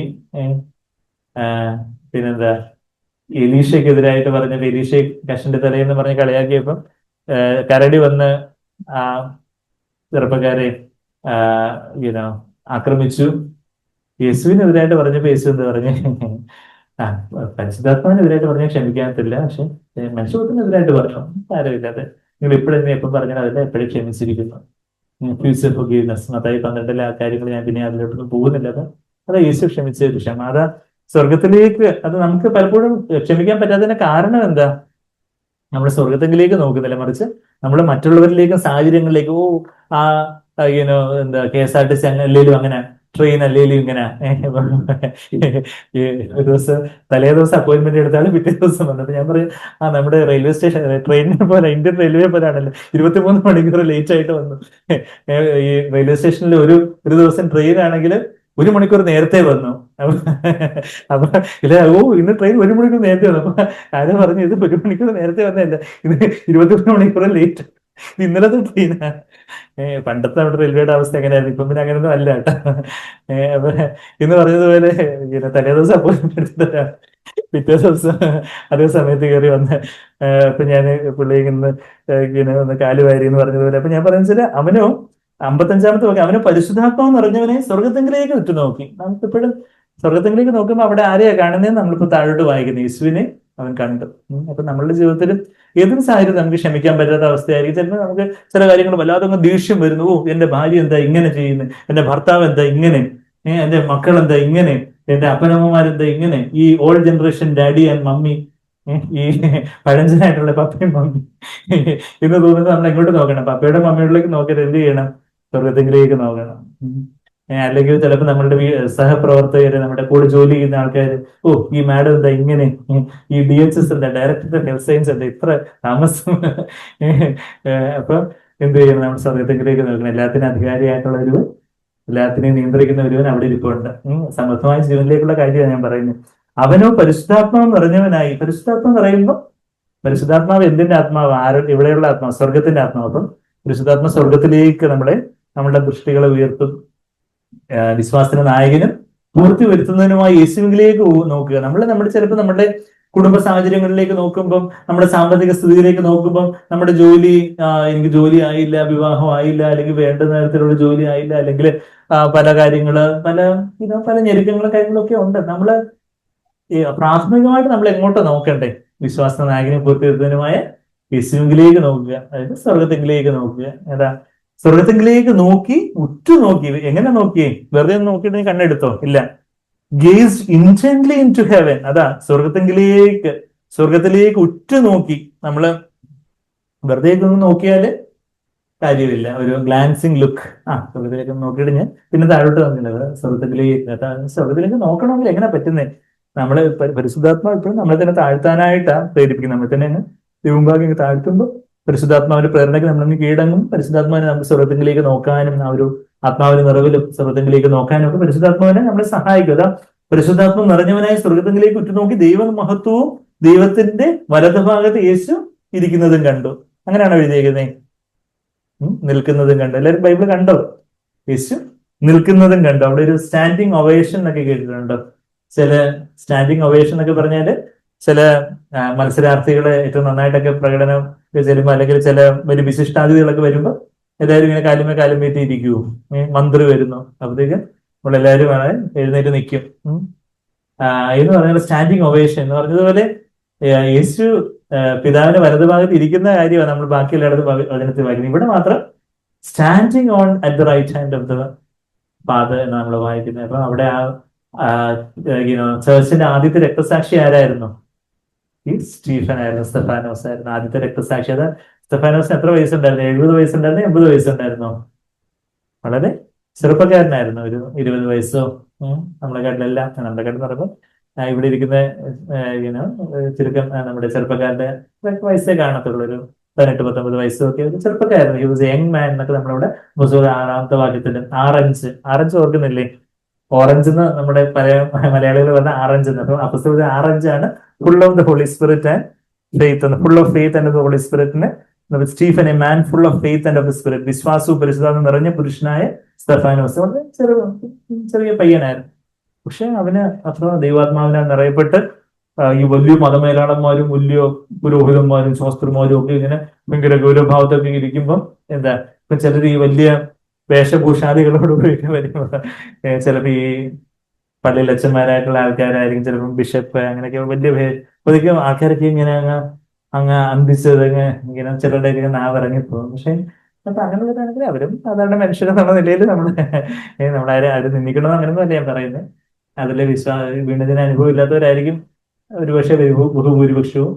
നമ്മളവരെ ഓഫ്കോഴ്സ് അവരെ സാധാരണ ബഹുമാനിക്കുന്നു. പക്ഷേ എന്താ അവര് ക്രിസ്തുവിന്റെ വലിയ ആൾക്കാരായിട്ടൊന്നും അവരെക്കാട്ടിലും എനിക്ക് ബഹുമാനമുള്ളത് ആരോടാ? നമ്മുടെ സഭയിൽ ചിലപ്പം പഠിപ്പും വിവരമൊന്നും ഇല്ലാത്ത വലിയ ഇതൊന്നും ഇല്ലാത്ത എന്നാ ദൈവഭയത്തോടെ ദൈവമക്കൾ ഉണ്ടായിരിക്കും. അവരോട് നമുക്ക് കൂടുതൽ ബഹുമാനമുള്ളത്. മറ്റേവര് ശരിയാണ്, നമ്മള് അവരെ നിന്ദിക്കുന്നു എന്നല്ല. ഓണർ ഓൾ മെൻ, 1 Petrus 2:17 എല്ലാവരെയും ബഹുമാനിക്കുന്നു, നമ്മൾ അവരെയും ബഹുമാനിക്കുന്നു. സാറെന്ന് വിളിക്കുന്നു, അച്ഛനും കൊച്ചച്ഛനും അല്ല സാറെന്ന് വിളിക്കുന്നു, അങ്ങനെ അവരെയും ബഹുമാനിക്കുന്നു. അവർക്ക് നിന്നയായിട്ട് തോന്നുമെങ്കിലും ഒരിക്കൽ ഞാൻ പറഞ്ഞല്ലോ ഒരു ഇതിൽ വന്നപ്പോ ഡോക്ടർ ഇങ്ങനെ വിളിക്കരുതേ, ഇങ്ങനെ അപ്പൊ അച്ഛാന്ന് വിളിക്കുന്നത് അവർക്ക് ഇഷ്ടം. ഞാൻ പറഞ്ഞ അങ്ങനെ എനിക്ക് Matthew 23:8-9 വാക്യങ്ങളിൽ അങ്ങനെ അപ്പൊ അത് പ്രകാരം ഞാൻ സാറിനെ വിളിച്ചത് അല്ല, അച്ഛാന്ന് വിളിക്കുന്ന മടിയാണെങ്കിൽ ഫാദറിനെ വിളിച്ചത്. ഞാൻ പറഞ്ഞു അതോട്ട് അവിടെ പറഞ്ഞ് ഇങ്ങനെ അത് ഞാൻ അങ്ങനെ എത്ര ദിവസം അതിനുശേഷം പിന്നെ അവര് വിളിച്ചിട്ടില്ല. അപ്പൊ ഞാൻ പറഞ്ഞു വെച്ചാൽ എന്താ, അപ്പൊ അങ്ങനെ നമ്മള് എല്ലാവരും ബഹുമാനിക്കും. പക്ഷെ ഇപ്പൊ ഇവിടെ ഈ സ്തെഫാനോസ് ആരുടെ മുമ്പിലാണ് നിൽക്കുന്നത്, അവിടെ തന്റെ 4 ഇരട്ടി പ്രായമുള്ള വലിയ വന്യവയോധികരായിട്ടുള്ള വലിയ പരീശന്മാരും ശാസ്ത്രിമാരും അവര് യഹൂദ പ്രമാണിമാരും ഒക്കെ വലിയ വേഷഭൂഷാദികളോടൊക്കെ ഇങ്ങനെ നിൽക്കുവാണ്. കൊച്ചുനാളിൽ സ്തെഫാനോസ് യഹൂദ പയ്യനായിരുന്ന സമയത്ത് ഇവരെല്ലാം വലിയ ബഹുമാനത്തോടൊക്കെ കണ്ടായിരിക്കും വളർന്നത്. ഇപ്പോഴും മനുഷ്യരെന്ന നിലയിൽ അവർ ബഹുമാനിക്കുന്നുള്ളതല്ലാതെ എന്നാൽ ഇവര് ദൈവത്തിനെതിരായിട്ടുള്ളവരാണെന്നുള്ളത് കണ്ട് അവർക്കെതിരെ എന്ന് പറയുമ്പോൾ അവരുടെ അനീതിക്കെതിരെ അവരുടെ പാപത്തിനെതിരെയൊക്കെ ഘോരഘോരം പ്രസംഗിക്കുന്ന കാര്യം അപ്പോസ്തലർ 7-ാം അധ്യായത്തിൽ നമ്മൾ വായിക്കുന്നത്. അത് കഴിഞ്ഞിട്ട് ദൈവത്തിന്റെ വലതുഭാഗത്ത് യേശുവിനെ കണ്ടപ്പോ എന്താ അവൻ പറഞ്ഞേ, 56-ാമത്തെ വാക്യം, അപ്പോസ്തലർ 7:56, ഇതാ സ്വർഗം തുറന്നിരിക്കുന്നത്, മനുഷ്യപുത്രൻ ദൈവത്തിന്റെ വലതുഭാഗത്ത് ഇരിക്കുന്നത് ഞാൻ കാണുന്നു. അങ്ങനെയാണോ? അല്ല, നിൽക്കുന്നത്. അവിടെ സ്തെഫാനോസും കറക്റ്റായിട്ട് കാണുന്നുണ്ട്. അപ്പം അതാ നമ്മൾ വായിക്കുന്നത്, വലതുഭാഗത്ത് നിൽക്കുന്നത് ഞാൻ കാണുന്നു എന്ന് പറഞ്ഞു അവർ ഉറക്കെ നിലവിളിച്ചു. അപ്പത്തേക്ക് അവർക്ക് കുറച്ചുകൂടി ദേഷ്യമായോ, ഇപ്പം വലിയ ഡയലോഗൊക്കെ അടിക്കുന്നു, അതുകൊണ്ട് കാണുന്നു, ദർശനം കാണുന്നു, ഇവനത് ഹാലൂസിനേഷൻ ആയിരിക്കും, വിഷ്വൽ ഹാലൂസിനേഷൻ ആയിരിക്കും എന്ന് വിചാരിച്ചാണ്. എന്നാൽ അവര് ഉറക്കെ നിലവിളിച്ച് ചെവി പൊത്തിക്കൊണ്ട് അവർക്ക് തന്നെ അവരുടെ ശബ്ദം സഹിക്കാൻ വയ്യ, അവര് ചെവി പൊത്തിക്കൊണ്ട് ഒന്നിച്ച് അവന്റെ നേരെ പാഞ്ഞു ചെന്നു. കുറെ ആൾക്കാർ നമ്മുടെ നേരെ ഇങ്ങനെ പാഞ്ഞു ചെല്ലുമ്പോഴത്തേക്ക് എന്തായിരിക്കും അല്ലേ? അപ്പം അവനെ നഗരത്തിൽ നിന്ന് തള്ളി പുറത്താക്കി കല്ലെറിഞ്ഞു. വലിയ ഉണ്ട കല്ലുകളൊക്കെ നമ്മുടെ മണ്ടയ്ക്കോട്ട് വരിക. സാക്ഷികള തങ്ങളുടെ വസ്ത്രം ശൗൽ എന്ന പേരുള്ള ഒരു ബാല്യക്കാരന്റെ കാൽക്കൽ, യങ് മാൻ, ബാല്യക്കാരൻ എന്ന് പറയുമ്പോൾ യൗവനക്കാരൻ, പഴയ മലയാളത്തിൽ ഈ ബാല്യക്കാരൻ എന്നൊക്കെ എഴുതിയിരിക്കുന്നത് യങ് മാൻ, ചെറുപ്പക്കാരന്റെ പേരെന്തായിരുന്നു? ശൗൽ. ആ ശൗലാണ് പിന്നീട് ആരായി തീർന്നേ? പൗലോസ് ആയി തീർന്നേ. അപ്പൊ വസ്ത്രമൊക്കെ ഈ സാക്ഷികളെ ഇപ്പം ഈ രക്തസാക്ഷി ഈ സ്തെഫാനോസിനെ കല്ലെറിയുമ്പോൾ അവരുടെ വസ്ത്രം ഒന്നും മുഷി ചെയ്തത്, അവര് ഭയങ്കര പരിശുദ്ധ വെള്ള അങ്കിയൊക്കെ ധരിച്ചു വന്ന ആൾക്കാരായിരിക്കും. അവരുടെ വസ്ത്രം ഒന്നും മുഷി ചെയ്തത് ഒരു ഏറ്റവും പൈശാചികമായിട്ടുള്ള പ്രവൃത്തിയാണ് ചെയ്യുന്നത്. പക്ഷെ എന്ത് ചെയ്യരുത്? വസ്ത്രം ഒന്നും മുഷി ചെയ്തതുകൊണ്ട് മേലങ്കിയൊക്കെ വലിയ വെള്ള വസ്ത്രം, അവരുടെ പരിശുദ്ധമായിട്ടുള്ള വെള്ള വസ്ത്രമൊക്കെ ശൗലിനെ കാവലെ ഏൽപ്പിച്ചിട്ട് വന്നു. അപ്പൊ ഇതൊക്കെ കേട്ടോണ്ട് ആര് നിൽക്കുന്നുണ്ടായിരുന്നു? ഈ സ്റ്റീഫന്റെ ആ ഒരു വാക്കുകളൊക്കെ കേട്ടിട്ട് ശൗൽ അവിടെ നിൽക്കുന്നുണ്ടായിരുന്നു. കർത്താവായ യേശുവേ, അതാ 59-ാമത്തെ വാക്യത്തിൽ സ്റ്റീഫന്റെ ആ ഒരു പ്രാർത്ഥനയാണ്. ഇത് നമ്മൾ മറ്റുള്ളവരോട് ക്ഷമിക്കാൻ നമുക്ക് പ്രയാസമുള്ളപ്പോൾ ഇതൊക്കെ ഒന്ന് വായിച്ചാൽ മതി. സ്വർഗത്തിലേക്ക് നോക്കി യേശുവിനെ കണ്ട് സ്റ്റീഫൻ പറഞ്ഞ കാര്യം, കർത്താവായ യേശുവേ എന്റെ ആത്മാവിനെ കൈക്കൊള്ളണമേ എന്ന് സ്തെഫാനോസ് വിളിച്ചപേക്ഷിക്കുകയിൽ അവർ അവനെ കല്ലെറിഞ്ഞു. അപ്പൊ ഇനി ആത്മാവിനെ കൈക്കൊള്ളണമെന്ന് ആദ്യം പറയുന്നേ, പിന്നെ കല്ലെറിഞ്ഞു. അപ്പൊ അവനെന്താ പറഞ്ഞേ? അവനെ മുട്ടുകുത്തി, കർത്താവേ അവർക്ക് ഈ പാപം നിർത്തരുതേ എന്ന് പറഞ്ഞു. ഗ്ലാഡിസ്റ്റൈൻസ് പറഞ്ഞതുപോലെ ഞാൻ അവരോട് ദൈവമേ ക്ഷമിക്കണമേ. യേശു അതല്ലേ പറഞ്ഞേ ക്രൂശി കിടന്നപ്പോ? കർത്താവ് എന്താ ലൂക്കോസ് 23:34 വാക്യം എന്താ പറയുന്നത്? പിതാവേ ഇവർ ചെയ്യുന്നത് എന്തെന്ന് അറിയായികയാൽ ഇവരോട് ക്ഷമിക്കണമേ. ലൂക്കോസ് 23:34. ആ ഒരു കർത്താവ് ഒരു ഭംഗിവാക്കായിട്ടല്ല, ആ യേശുവിന്റെ ആ ഒരു ക്ഷമ, ഇവർ ചെയ്യുന്നതെന്ന് അറിയാതെ ഇവരോട് ക്ഷമിക്കണമേ എന്നുള്ള അത് കേട്ടിട്ടാണ് 2 കള്ളന്മാര് അതുവരെ ദുഷിച്ചുകൊണ്ടിരിക്കുമായിരുന്നു. ഒരു വശത്തെ കള്ളനെ ഇത് കേട്ടപ്പോ ഓ, ഇത് മെസ്സിഹയാണ് എന്നുള്ള ഒരു വെളിപ്പാടുണ്ടായി. അവൻ മാനസാന്തരപ്പെട്ടു. ഇവിടെ ശൗലിനൊരു മാനസാന്തരം അപ്പം തന്നെ ഉടനെ വന്നില്ല, എന്നാൽ അതിനൊരു വല്ലാത്തൊരു കുത്തു കൊള്ളാൻ തുടങ്ങി. അവന് അതിനു മുമ്പ് വരെ മനസാക്ഷി കുത്തൊക്കെ ഉണ്ടായിരുന്നിരിക്കും. എന്നാൽ ഞാനിപ്പോ അത് വായിച്ചിട്ട് ആ വാക്യത്തിലേക്ക് പോവാം. അവനോ മുട്ടുകുത്തി കർത്താവേ അവർക്ക് ഈ പാപം നിർത്തരുതേ എന്ന് ഉച്ചത്തിൽ നിലവിളിച്ചു ഇത് പറഞ്ഞിട്ട് അവൻ നിദ്ര പ്രാപിച്ചു. അതായത് കല്ല് എറിഞ്ഞ് കൊല്ലണമെങ്കിൽ എത്രമാത്രം വലിയ ഉണ്ടക്കല്ലായിരിക്കും എറിഞ്ഞിട്ടുള്ളത്. ഒരാളെ കല്ല് എറിഞ്ഞ് വെറുതെ ഇങ്ങനെ ഈ നമ്മുടെ ബേബി മെറ്റൽ മാതിരി ഉള്ളത് ഇങ്ങനെ ഇങ്ങനെ വീശിയാലെങ്ങനെ ആരെങ്കിലും മരിക്കുമോ? അതൊരു യുവാവായിട്ടുള്ളൊരു വയസ്സ് ചെന്ന ഒരാളാണെങ്കിൽ പിന്നെ ചിലപ്പം ചെറിയ കല്ലുകൊണ്ട് മരിക്കുന്നതായിരിക്കും. ഒരു യുവാവായിട്ടുള്ള ഒരു ദൃഢഗാത്രനായിട്ടുള്ള ഒരു ചെറുപ്പക്കാരൻ മരിച്ചു വീഴണമെങ്കിൽ എത്രമാത്രം അവർ കല്ലെറിഞ്ഞ് കാണും. അതുപോലെ അപ്പൊ അതിനിടയിൽ ഇതുപോലെ ആ തേജസ് കണ്ടതിന് അങ്ങനെ നിദ്ര പ്രാപിച്ചു. ആദ്യത്തെ സഭയുടെ ആദ്യത്തെ രക്തസാക്ഷി. അപ്പൊ ഇത് കാരണം ആ പൗലോസിന് പിന്നെ ഭയങ്കര പിന്നീട് വലിയ മനസാക്ഷിക്കുത്തം ഉണ്ടായത് ശൗലിന്. അതാ നമ്മളവിടെ അപ്പോസ്തലപ്രവൃത്തികൾ 26-ാം അധ്യായത്തിലേക്ക് വരുമ്പോൾ അപ്പോസ്തലപ്രവൃത്തി 26-ല് പൗലോസിന്റെ രക്ഷയെക്കുറിച്ച് മാനസാന്തരത്തെക്കുറിച്ച് അപ്പോസ്തലപ്രവൃത്തി 9-ാം അധ്യായത്തിൽ നമ്മൾ വായിക്കുന്നുണ്ട്. പിന്നെ യുനോ 9-ാം അധ്യായത്തില് 22-ാം അധ്യായത്തിലും പിന്നെ 22-ാം അധ്യായത്തിലൊക്കെ പൗലോസ് സാക്ഷ്യം പറയുന്നുണ്ട്. എന്നാൽ 26-ാമത്തെ അധ്യായത്തിൽ സാക്ഷ്യം പറയുമ്പോൾ പൗലോസ് വേറെ എവിടെയും പറയാത്തൊരു കാര്യം കൂടെ അവിടെ യേശു തന്നോട് പറഞ്ഞ ഒരു കാര്യം, നീ എന്തിനാ പീഡിപ്പിക്കുന്നത് എന്തിനാണെന്നുള്ള കാര്യം ബാക്കി അപ്പോസ്തലപ്രവൃത്തി 9-ലും 22-ലും ഒക്കെ നമ്മൾ വായിക്കുന്നുണ്ട്. എന്നാൽ 26-ന്റെ 14 നമ്മൾ വായിക്കുമ്പോൾ എന്താ, ഞങ്ങൾ എല്ലാവരും നിലത്ത് വീണപ്പോൾ ശൗലേ ശൗലേ നീ എന്നെ ഉപദ്രവിക്കുന്നത് എന്ത്? മുള്ളിന്റെ നേരെ ഉദയ്ക്കുക എന്ന് പറഞ്ഞാൽ എന്താ? ചവിട്ടുക, kick against the goads. Goads എന്ന് പറഞ്ഞാല് മുള്ള്, something that pricks, something that pains as if by pricking thorn.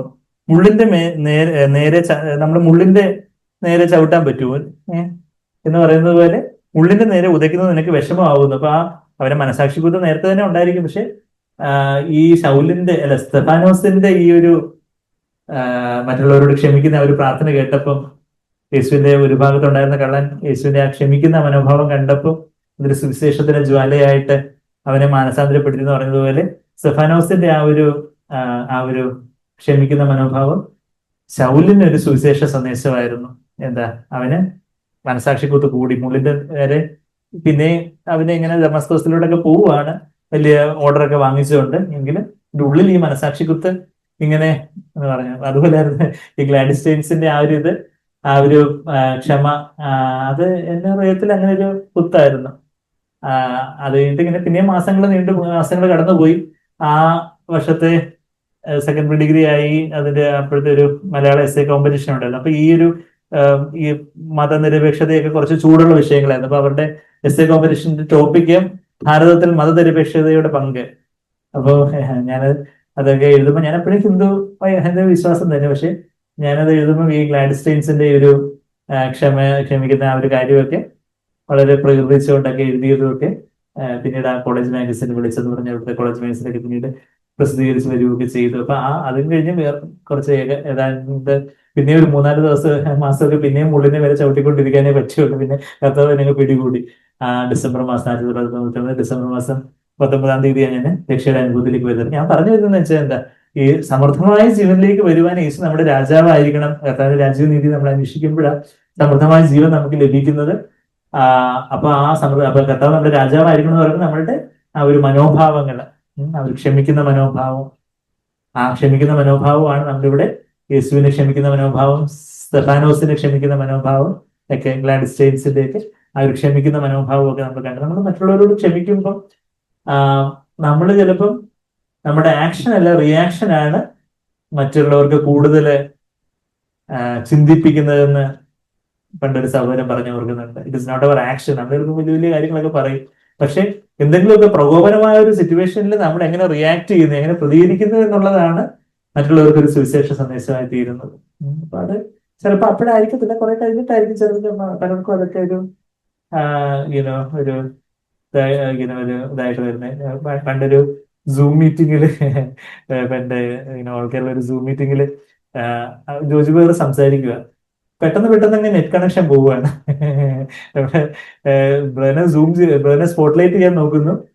Net connection പോകുന്നു, ഈ ബ്രദറിന്റെ കണക്ഷൻ വിട്ടു പോകുന്നു. നമ്മുടെ ഒരു ഓൾ കേരള സൂം മീറ്റിംഗ് കോവിഡിന്റെ സമയത്ത് അതിനുശേഷം ഞാനും കൂടെ സംസാരിക്കുന്ന ഒരു മീറ്റിംഗ് ഉണ്ടായിരുന്നു. അപ്പൊ അതിന് ആദ്യം ജോലി ബ്രദർ സംസാരിച്ച സെഷനിൽ അപ്പം പെട്ടെന്ന് പെട്ടെന്ന് ഈ സൂമിന് കണക്ഷൻ പോവുക.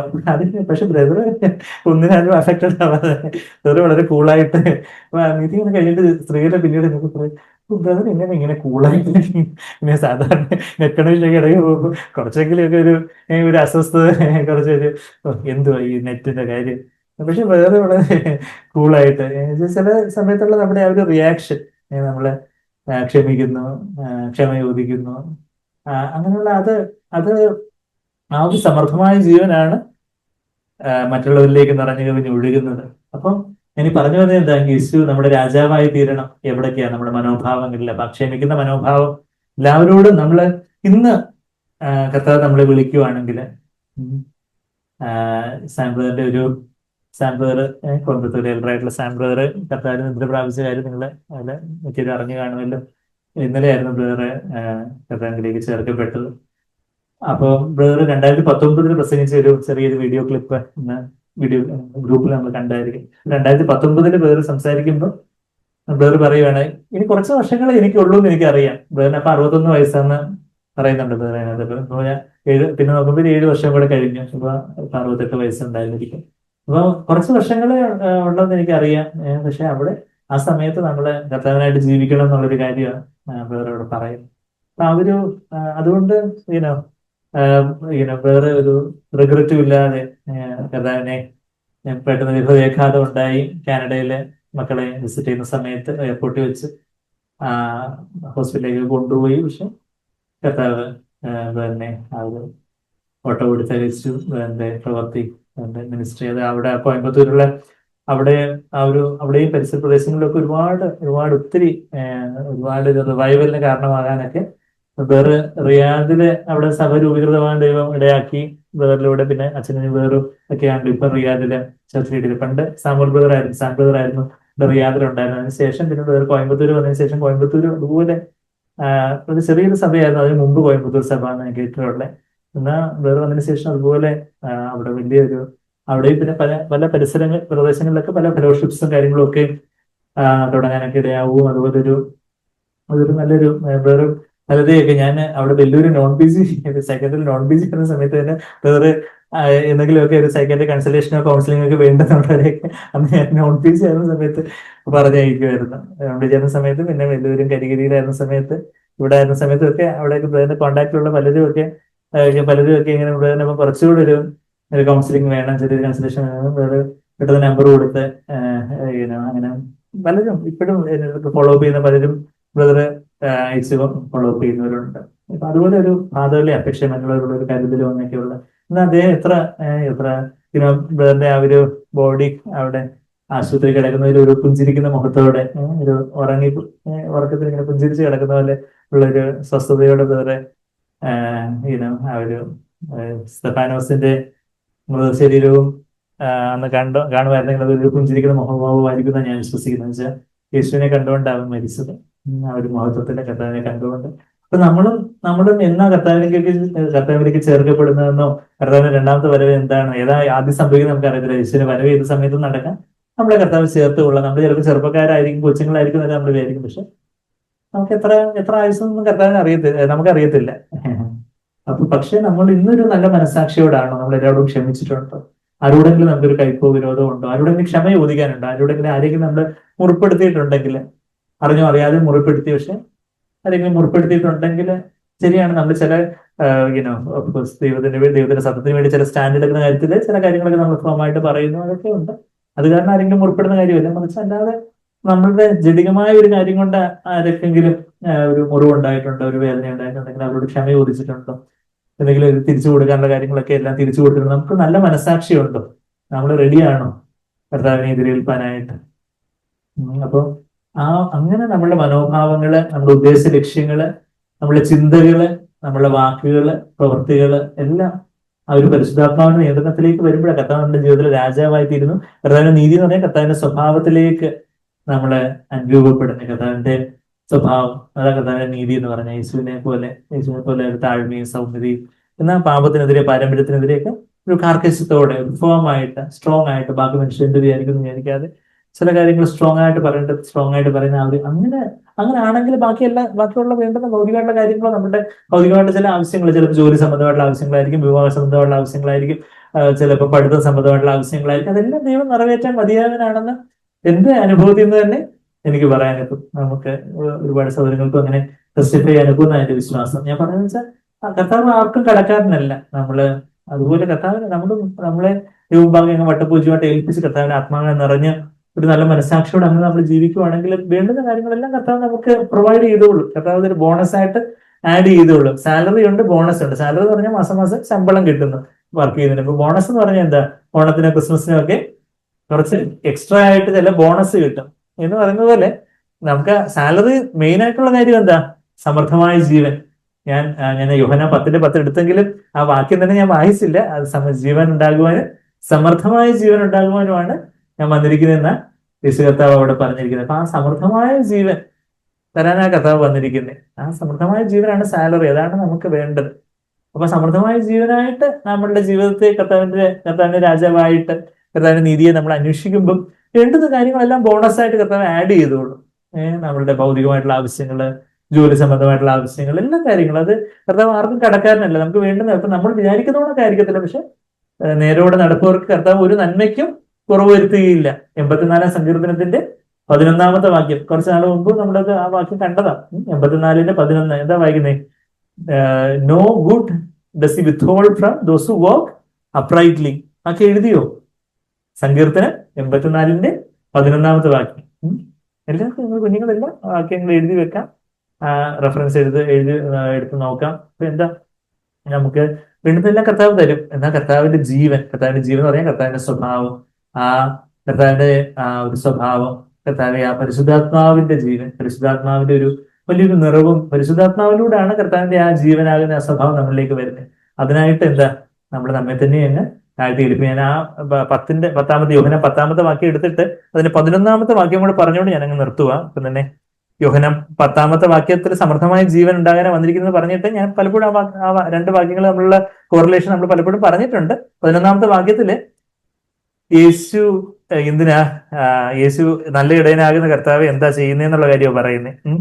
യോഹന്നാൻ 10:11 എന്താ വായിക്കുന്നത്? ഞാൻ നല്ല ഇടയനാകുന്നു, നല്ല ഇടയൻ ആടുകൾക്ക് വേണ്ടി തന്റെ പ്രാണനെ കൊടുക്കുന്നു. ജീവനെ എന്നുള്ളതിനെക്കാട്ടി കുറച്ചുകൂടി ട്രാൻസ്ലേഷൻ പ്രാണനെ കൊടുക്കുന്നു. അതിന്റെ സ്വയജീവനെ കർത്താവ് മനുഷ്യനായിട്ട് ഈ ഭൂമിയിൽ വന്നപ്പോൾ കർത്താവിന് എങ്ങനെ ഇത് സമൃദ്ധമായ ജീവൻ നൽകാനൊക്കെ? കർത്താവ് മനുഷ്യനായിട്ട് ഭൂമിയിൽ വന്നെങ്കിൽ കർത്താവ് തന്നെ പ്രാണനെ, സ്വയജീവനെ അങ്ങ് ആടുകൾക്കായിട്ട് പിതാവിന് മുമ്പാകെ അങ്ങ് പൂർണ്ണമായിട്ട് സമർപ്പിച്ചപ്പോൾ പരിശുദ്ധാത്മാവിന്റെ വലിയ സമൃദ്ധമായ ജീവൻ, നമ്മുടെ സ്വന്തം ഇഷ്ടത്തെ, സ്വന്തം ഇഷ്ടത്തെ അങ്ങ് ദൈവത്തിന് മുമ്പാകെ സമർപ്പിക്കുമ്പോൾ, ദൈവത്തിന് മുമ്പാകെ സമർപ്പിക്കുമ്പോൾ ചിലപ്പോൾ നമ്മുടെ ആടുകൾക്കായിട്ട്, നമ്മുടെ കുഞ്ഞുങ്ങൾക്കായിട്ട്, നമ്മുടെ കുടുംബത്തിനായിട്ട്, സഭയ്ക്കായിട്ടല്ല, നമ്മുടെ സ്വയജീവനെ, നമ്മളുടെ സ്വന്തം ഇഷ്ടത്തെ അങ്ങ് നമ്മൾ സമർപ്പിക്കുമ്പോൾ അവിടാണ് സമൃദ്ധമായ ജീവൻ ഉണ്ടാകുന്നത്. ആ ഒരു ക്രൂസിലാണ് സമൃദ്ധമായ ജീവൻ. അപ്പം യേശു ഈ ഭൂമിയില് മനുഷ്യനായിട്ട് ആയിരിക്കുമ്പോൾ എങ്ങനെയാ കർത്താവിന് സമൃദ്ധമായ ജീവൻ ഉണ്ടായി? കർത്താവ് ദൈവമായിട്ട് സമൃദ്ധമായ ജീവൻ അങ്ങനെ സ്വർഗത്തിൽ നിന്ന് സമൃദ്ധമായ ജീവനം കൊണ്ട് ഇങ്ങനെ ഫുൾ പാക്കേജ് ആയിട്ട് വന്നതാണോ? അല്ല, കർത്താവ് തന്നെ ഒഴിച്ച എംപ്റ്റി ചെയ്താ വന്നിരുന്ന ഫിലിപ്പിയർ 2:6 വാക്യങ്ങൾ നമ്മൾ വായിക്കുന്ന കർത്താവ് തന്നെ ഒഴിച്ച് പിതാവിന്റെ ജീവനാൽ എപ്പോഴും നിറയപ്പെട്ടുകൊണ്ടേയിരുന്നു. തന്റെ സ്വയജീവനെ, തന്റെ പ്രാണനെ ഒഴുകി കളഞ്ഞുകൊണ്ടിരുന്ന ആ രക്തം, സ്വയജീവന്റെ രക്തത്തെ. അപ്പം സമൃദ്ധമായ ജീവൻ യേശുവിൽ വന്ന് നിറഞ്ഞ് അത് കവിഞ്ഞൊഴുകി, അത് ആടുകൾക്ക് ആയിട്ട് കർത്താവിന്റെ ജീവൻ കവിഞ്ഞൊഴുകി. നമ്മളുടെ ജീവിതത്തിലും നമ്മൾ ഈ വഴിയെ പോവുകയാണെങ്കിൽ, നമ്മൾ ഈ ക്രൂസിന്റെ വഴിയെ പോവുകയാണെങ്കിൽ, സ്തെഫാനോസിനെ പോലെ നമ്മളും കർത്താവിലേക്ക് നോക്കുകയാണെങ്കിൽ, നമ്മളുടെ ആ സ്വന്തം ഇഷ്ടത്തെ അങ്ങ് താഴ്ത്തി ഏൽപ്പിച്ച് പരിശുദ്ധാത്മം നിറഞ്ഞ കർത്താവിലേക്ക് നോക്കുമ്പോൾ യേശു പെരുമാറിയതുപോലെ, യേശു ക്ഷമിച്ചതുപോലെ, യേശുവിന്റെ ഉദ്ദേശ ലക്ഷ്യങ്ങൾ എങ്ങനെയായിരുന്നില്ല, പിതാവിന്റെ മഹത്വത്തിനായിട്ട് കർത്താവ് ചെയ്തു, യേശു എങ്ങനെ കാര്യങ്ങൾ ചിന്തിച്ചു, യേശു എങ്ങനെ സംസാരിച്ചു, യേശു എങ്ങനെ പ്രവൃത്തികൾ ചെയ്തു, എത്ര വിശ്വസ്തയോടെ കർത്താവ് തന്റെ പഠിത്തമായാലും ജോലിയായാലും ഉത്തരവാദിത്തങ്ങൾ വീട്ടിലെയും കുടുംബത്തിലെയും ശുശ്രൂഷയിലായിരിക്കുമ്പോൾ അതിന്റെയൊക്കെ ആ ഉത്തരവാദിത്തങ്ങളെല്ലാം എത്ര ഫെയ്ത്ത്ഫുൾ ആയിട്ട്, എത്ര വിശ്വസ്തയോടെ കർത്താവ് ചെയ്തു. അങ്ങനെ ഒരു സമൃദ്ധമായ ജീവൻ യേശുവിൽ നിന്ന് നിറഞ്ഞു കവിഞ്ഞ് അതൊരു ജീവജലത്തിന് നദിയായിട്ട് അത് പോകുന്നിടത്തൊക്കെയും മറ്റുള്ള ഒരു ജീവൻ പ്രാപിക്കുവാൻ ഇടയാക്കിയെന്ന് നമ്മള് യെഹെസ്കേൽ 47 നമ്മൾ വായിക്കുന്നത്. അപ്പൊ അതുപോലെ നമ്മുടെ ഒരു സമൃദ്ധമായ ജീവൻ, നമ്മൾ രക്ഷിക്കപ്പെട്ടപ്പോൾ ജീവൻ വന്നു, കർത്താവിന്റെ ജീവൻ വന്നു. ആ കർത്താവിന്റെ ആ ഒരു പരിശുദ്ധാത്മാവ് തരുന്ന ആ ഒരു ജീവന്റെ കണിക വന്നു. എന്നാൽ അതുകൊണ്ട് നമ്മളൊരു സാറ്റിസ്ഫൈഡ് ആയിട്ട് കംപ്ലൈസന്റ് ആയിട്ട് നമ്മുടെ ഉള്ള അവസ്ഥയിൽ ഒരു തൃപ്തിയായിട്ടിരിക്കാൻ, കർത്താവെ എനിക്ക് കർത്താവെ കഴിഞ്ഞ ദിവസത്തെക്കാട്ടിലും അധികമായിട്ടുള്ളൊരു ജീവൻ ഇന്ന് എനിക്ക് വേണം. എനിക്ക് അധികമായിട്ട് അവിടുത്തെ ജീവൻ, അവിടുത്തെ എനിക്ക് വലിയൊരു ദാഹമുണ്ട് കർത്താവെ. ജീവജലത്തിന്റെ നദികള് കർത്താവെ ഇതിൽ നിന്ന് ഒഴുകണം. അതിനായിട്ട് ഈ പാറയെ, എന്റെ സ്വൈഹിതമാകുന്ന ആ പാറയെ പിളർക്കുവാനായിട്ട് വചനമാകുന്ന ചുറ്റിക, യെരമ്യാവ് 23:29 വചനത്തെ ചുറ്റികയോട് 23:29 ഉപയോഗിച്ച കാര്യം നമുക്കറിയാം. ആ വചനമാകുന്ന ചുറ്റിക എന്റെ സ്വൈഹിതമാകുന്ന, എന്റെ സ്വന്തം ഇഷ്ടമാകുന്ന ആ പാറയെ ഒന്ന് തകർക്കട്ടെ. അപ്പൊ പരിശുദ്ധാത്മാവിന്റെ ജീവജലത്തിന്റെ നദി ആ പിളർന്ന പാറയിൽ നിന്ന് അത് കവിഞ്ഞൊഴുകിയും സമൃദ്ധമായ ജീവൻ നമ്മളുടെ ഭാര്യയോട്, ഭർത്താവിനോട്, കുഞ്ഞുങ്ങളോടൊക്കെ സംസാരിക്കുമ്പോൾ ആ ഒരു ജീവന്റെ സമൃദ്ധിയുള്ള സ്വസ്ഥതയുള്ള ഒരു ജീവിതം, ആ ഒരു ഇങ്ങനെ സമൂഹത്തിനെയൊക്കെ ഓർക്കുമ്പോഴും ആ കാര്യങ്ങളാണ് എനിക്ക് ഓർമ്മ വരുന്നത്. ആ ഒരു പണ്ട് ഞങ്ങളെ കോത്തഗിരിയില്, കോത്തഗിരി പറഞ്ഞാൽ തമിഴ്നാട് കോത്തഗിരിയിൽ ഒരു ഇതിന് മെഡിക്കൽ ക്യാമ്പ്, സെക്രട്ടറി ക്യാമ്പിനൊക്കെ പോയിട്ട് തിരിച്ചു വരുന്ന വഴിയിൽ ബ്രദറിനെ വിളിച്ചപ്പോൾ ബ്രദറിന്റെ വീട്ടിൽ, കോയമ്പത്തൂരുള്ള വീടാണെന്ന് തോന്നുന്നു, കോയമ്പത്തൂരുള്ള വീട്ടിലേക്ക് ബ്രദർ ക്ഷണിച്ച് ഞങ്ങൾ പോയി ഡിന്നറൊക്കെ കഴിച്ച് അന്ന് അവിടെ സ്റ്റേ ചെയ്തെന്ന് തോന്നുന്നു. അപ്പം അന്ന് ഞാനിപ്പോഴും ഓർക്കുന്നൊരു കാര്യമുണ്ട്. എന്തോ എന്താ ഞങ്ങള് എന്തോ എടുത്തപ്പോ എന്തോ താഴെ സ്പില്ലായി, എന്തോ വെള്ളമാണോ എന്തോ കറിയാണോ എന്താന്ന് ഓർക്കുന്നില്ല. ആ ഒരു സ്പില്ലായപ്പം ഇങ്ങനെ സിസ്റ്റർ വന്ന്, എന്റെ വൈഫ് വന്ന് എന്തെങ്കിലും ചെയ്യുന്നതിന് മുമ്പേ ബ്രദർ തന്നെ കുഞ്ഞ് അത് ഇങ്ങനെ മോപ്പെടുത്തോണ്ട് വന്ന് തൂത്ത് എന്നെ ഒന്നും തൊടാൻ സമ്മതിച്ചില്ല. ഇങ്ങനെ വേറെ അത്രയും പ്രായമുള്ള മനുഷ്യനാണ്. ഇത് താഴെ വീണ്ടപ്പോഴേ ആ ഒരു സെർവൻ ആറ്റിറ്റ്യൂഡ്, ആ ഒരു വലിയ മനുഷ്യന് കുരിഞ്ഞു കിടന്ന് അത് തൂത്ത് അത് ആ ഒരു അതുപോലൊക്കെയുള്ള ആ ഒരു, അപ്പൊ അങ്ങനെയൊക്കെയുള്ള നല്ല സൗകര്യങ്ങൾ ദൈവം നമുക്ക് എത്ര മാതൃകയായിട്ട് നമുക്ക് ദൈവം തന്നിട്ടുണ്ട്. നമ്മൾക്കും ആ ഒരു സമൃദ്ധമായ ജീവനോട് മറ്റുള്ളവരെ ആ ഒരു കർത്താവിന്റെ ജീവൻ കൊണ്ട് അനുഗ്രഹിക്കുവാൻ തക്കവണ്ണം മറ്റാരും നമുക്ക് ശ്രദ്ധിക്കുന്നില്ലായിരിക്കും. എന്നാൽ നമ്മൾ ക്ഷമിക്കുമ്പോഴും ക്ഷമ ചോദിക്കുമ്പോഴും ക്രിസ്തുവിനെ പോലെയുള്ള നമ്മുടെ പെരുമാറ്റം മറ്റനേകർക്ക് അതൊരു ജീവനായി തീരും. അത് വലിയൊരു സുവിശേഷ പ്രസംഗമായിട്ട് തീരും. ഈ മനുഷ്യർ സംസാരിക്കുന്ന പോലെ ഒരു ഗുരുവിനും സംസാരിക്കും ഞാൻ കണ്ടിട്ടില്ല. യേശുവിനെ കുറിച്ച് യോഹന്നാൻ 7:47 യേശുവിനെ പിടിക്കാൻ വന്ന സേവകരെ, സോൾജിയേഴ്സ് പറഞ്ഞതുപോലെ നമ്മളെ കുറിച്ച് നമ്മളിലും ഉള്ള സമൃദ്ധമായ ജീവനെ കണ്ട മറ്റുള്ളവരും അത് പറയാനായിട്ട് അവരുടെ കഥ നമ്മളെ സഹായിക്കും. എന്റെ ഭാരം ഓരോന്നും നിന്മേൽ ഇട്ടുകൊള്ളും ഞാൻ.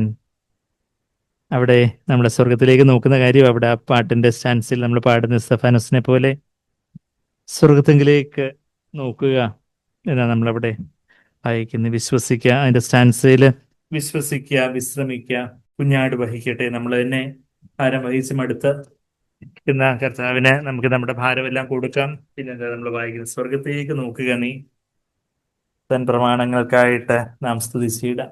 കർത്താവിലേക്ക് സ്തെഫാനോസ് പരിശുദ്ധാത്മാവ് നിറഞ്ഞവനായി സ്വർഗത്തിലേക്ക് അവൻ നോക്കി.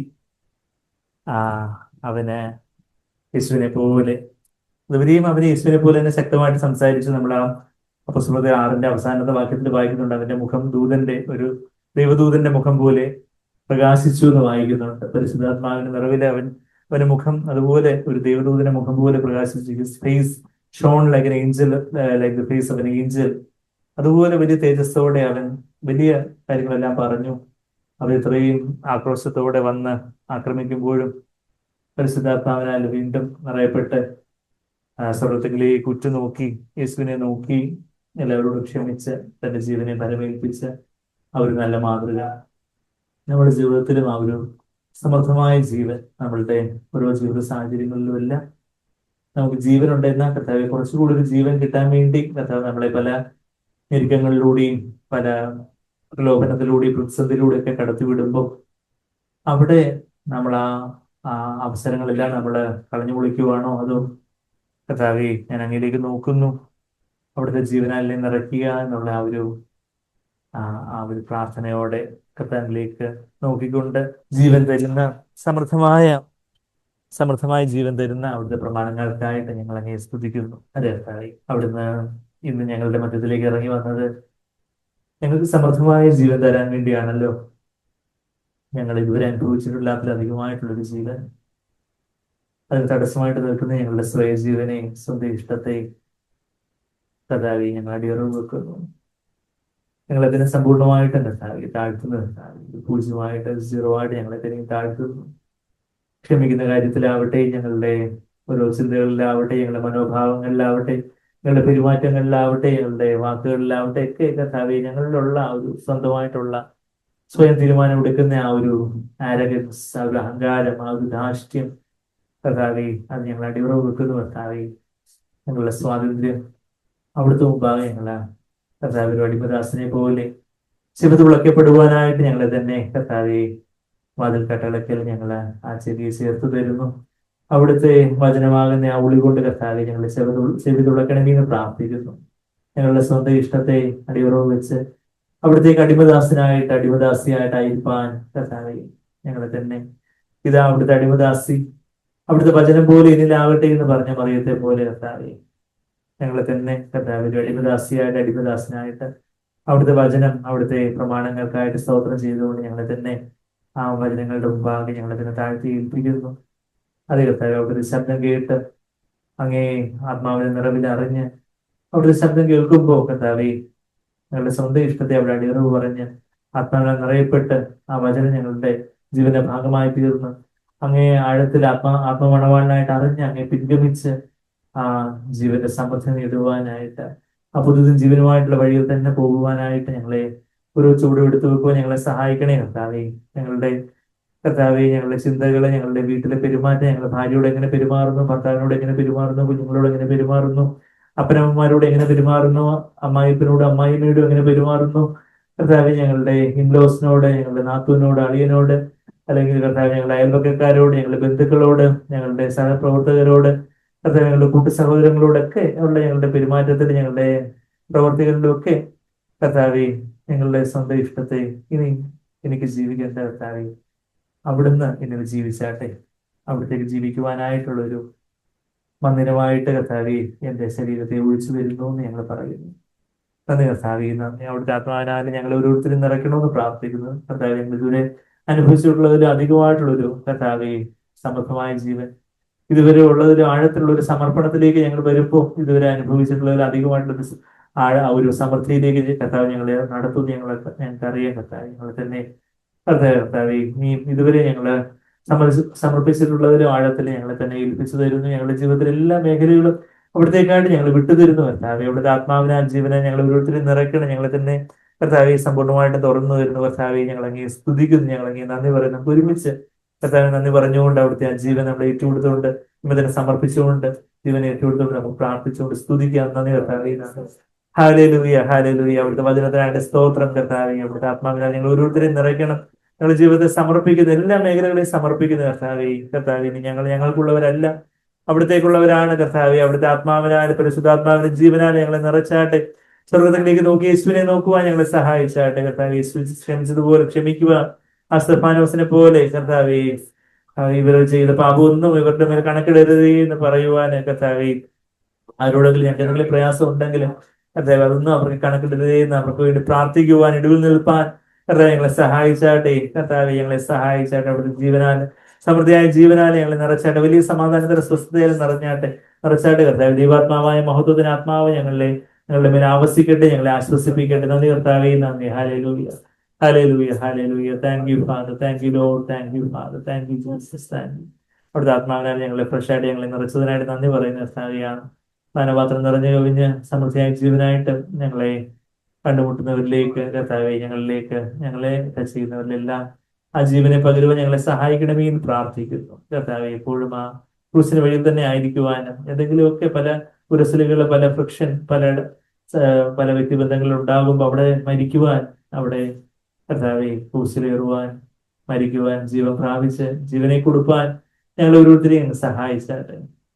യേശു നോക്കിയതുപോലെ നോക്കുവാനും, യേശു സംസാരിച്ചതുപോലെ സംസാരിക്കുവാനും, യേശു ചിന്തിച്ചതുപോലെ, യേശു പറഞ്ഞതുപോലെ ചെയ്തതുപോലെ കാര്യങ്ങൾ ചെയ്യുവാൻ ഞങ്ങളെ ബലപ്പെടുത്തിയായിട്ട് അവിടെ നിന്ന് ബലപ്പെടുത്തിയതിനായിട്ട് ഞങ്ങളെ സഭയായിട്ട് നിറച്ചതിനായിട്ട് നന്ദി പറയുന്നു എന്ന് ഞങ്ങൾക്ക് അറിയുകയാണ്. ഹല്ലേലൂയ, ഹല്ലേലൂയ. Thank you father, thank you. പ്രാർത്ഥന ഇടുന്നതിനായിട്ട് സ്തുതിക്കുന്ന എല്ലാം യേശു കർത്താവിന്റെ വിലയേറിയ മധുരമുള്ള നാമത്തിൽ തന്നെ ആമീനാണ്.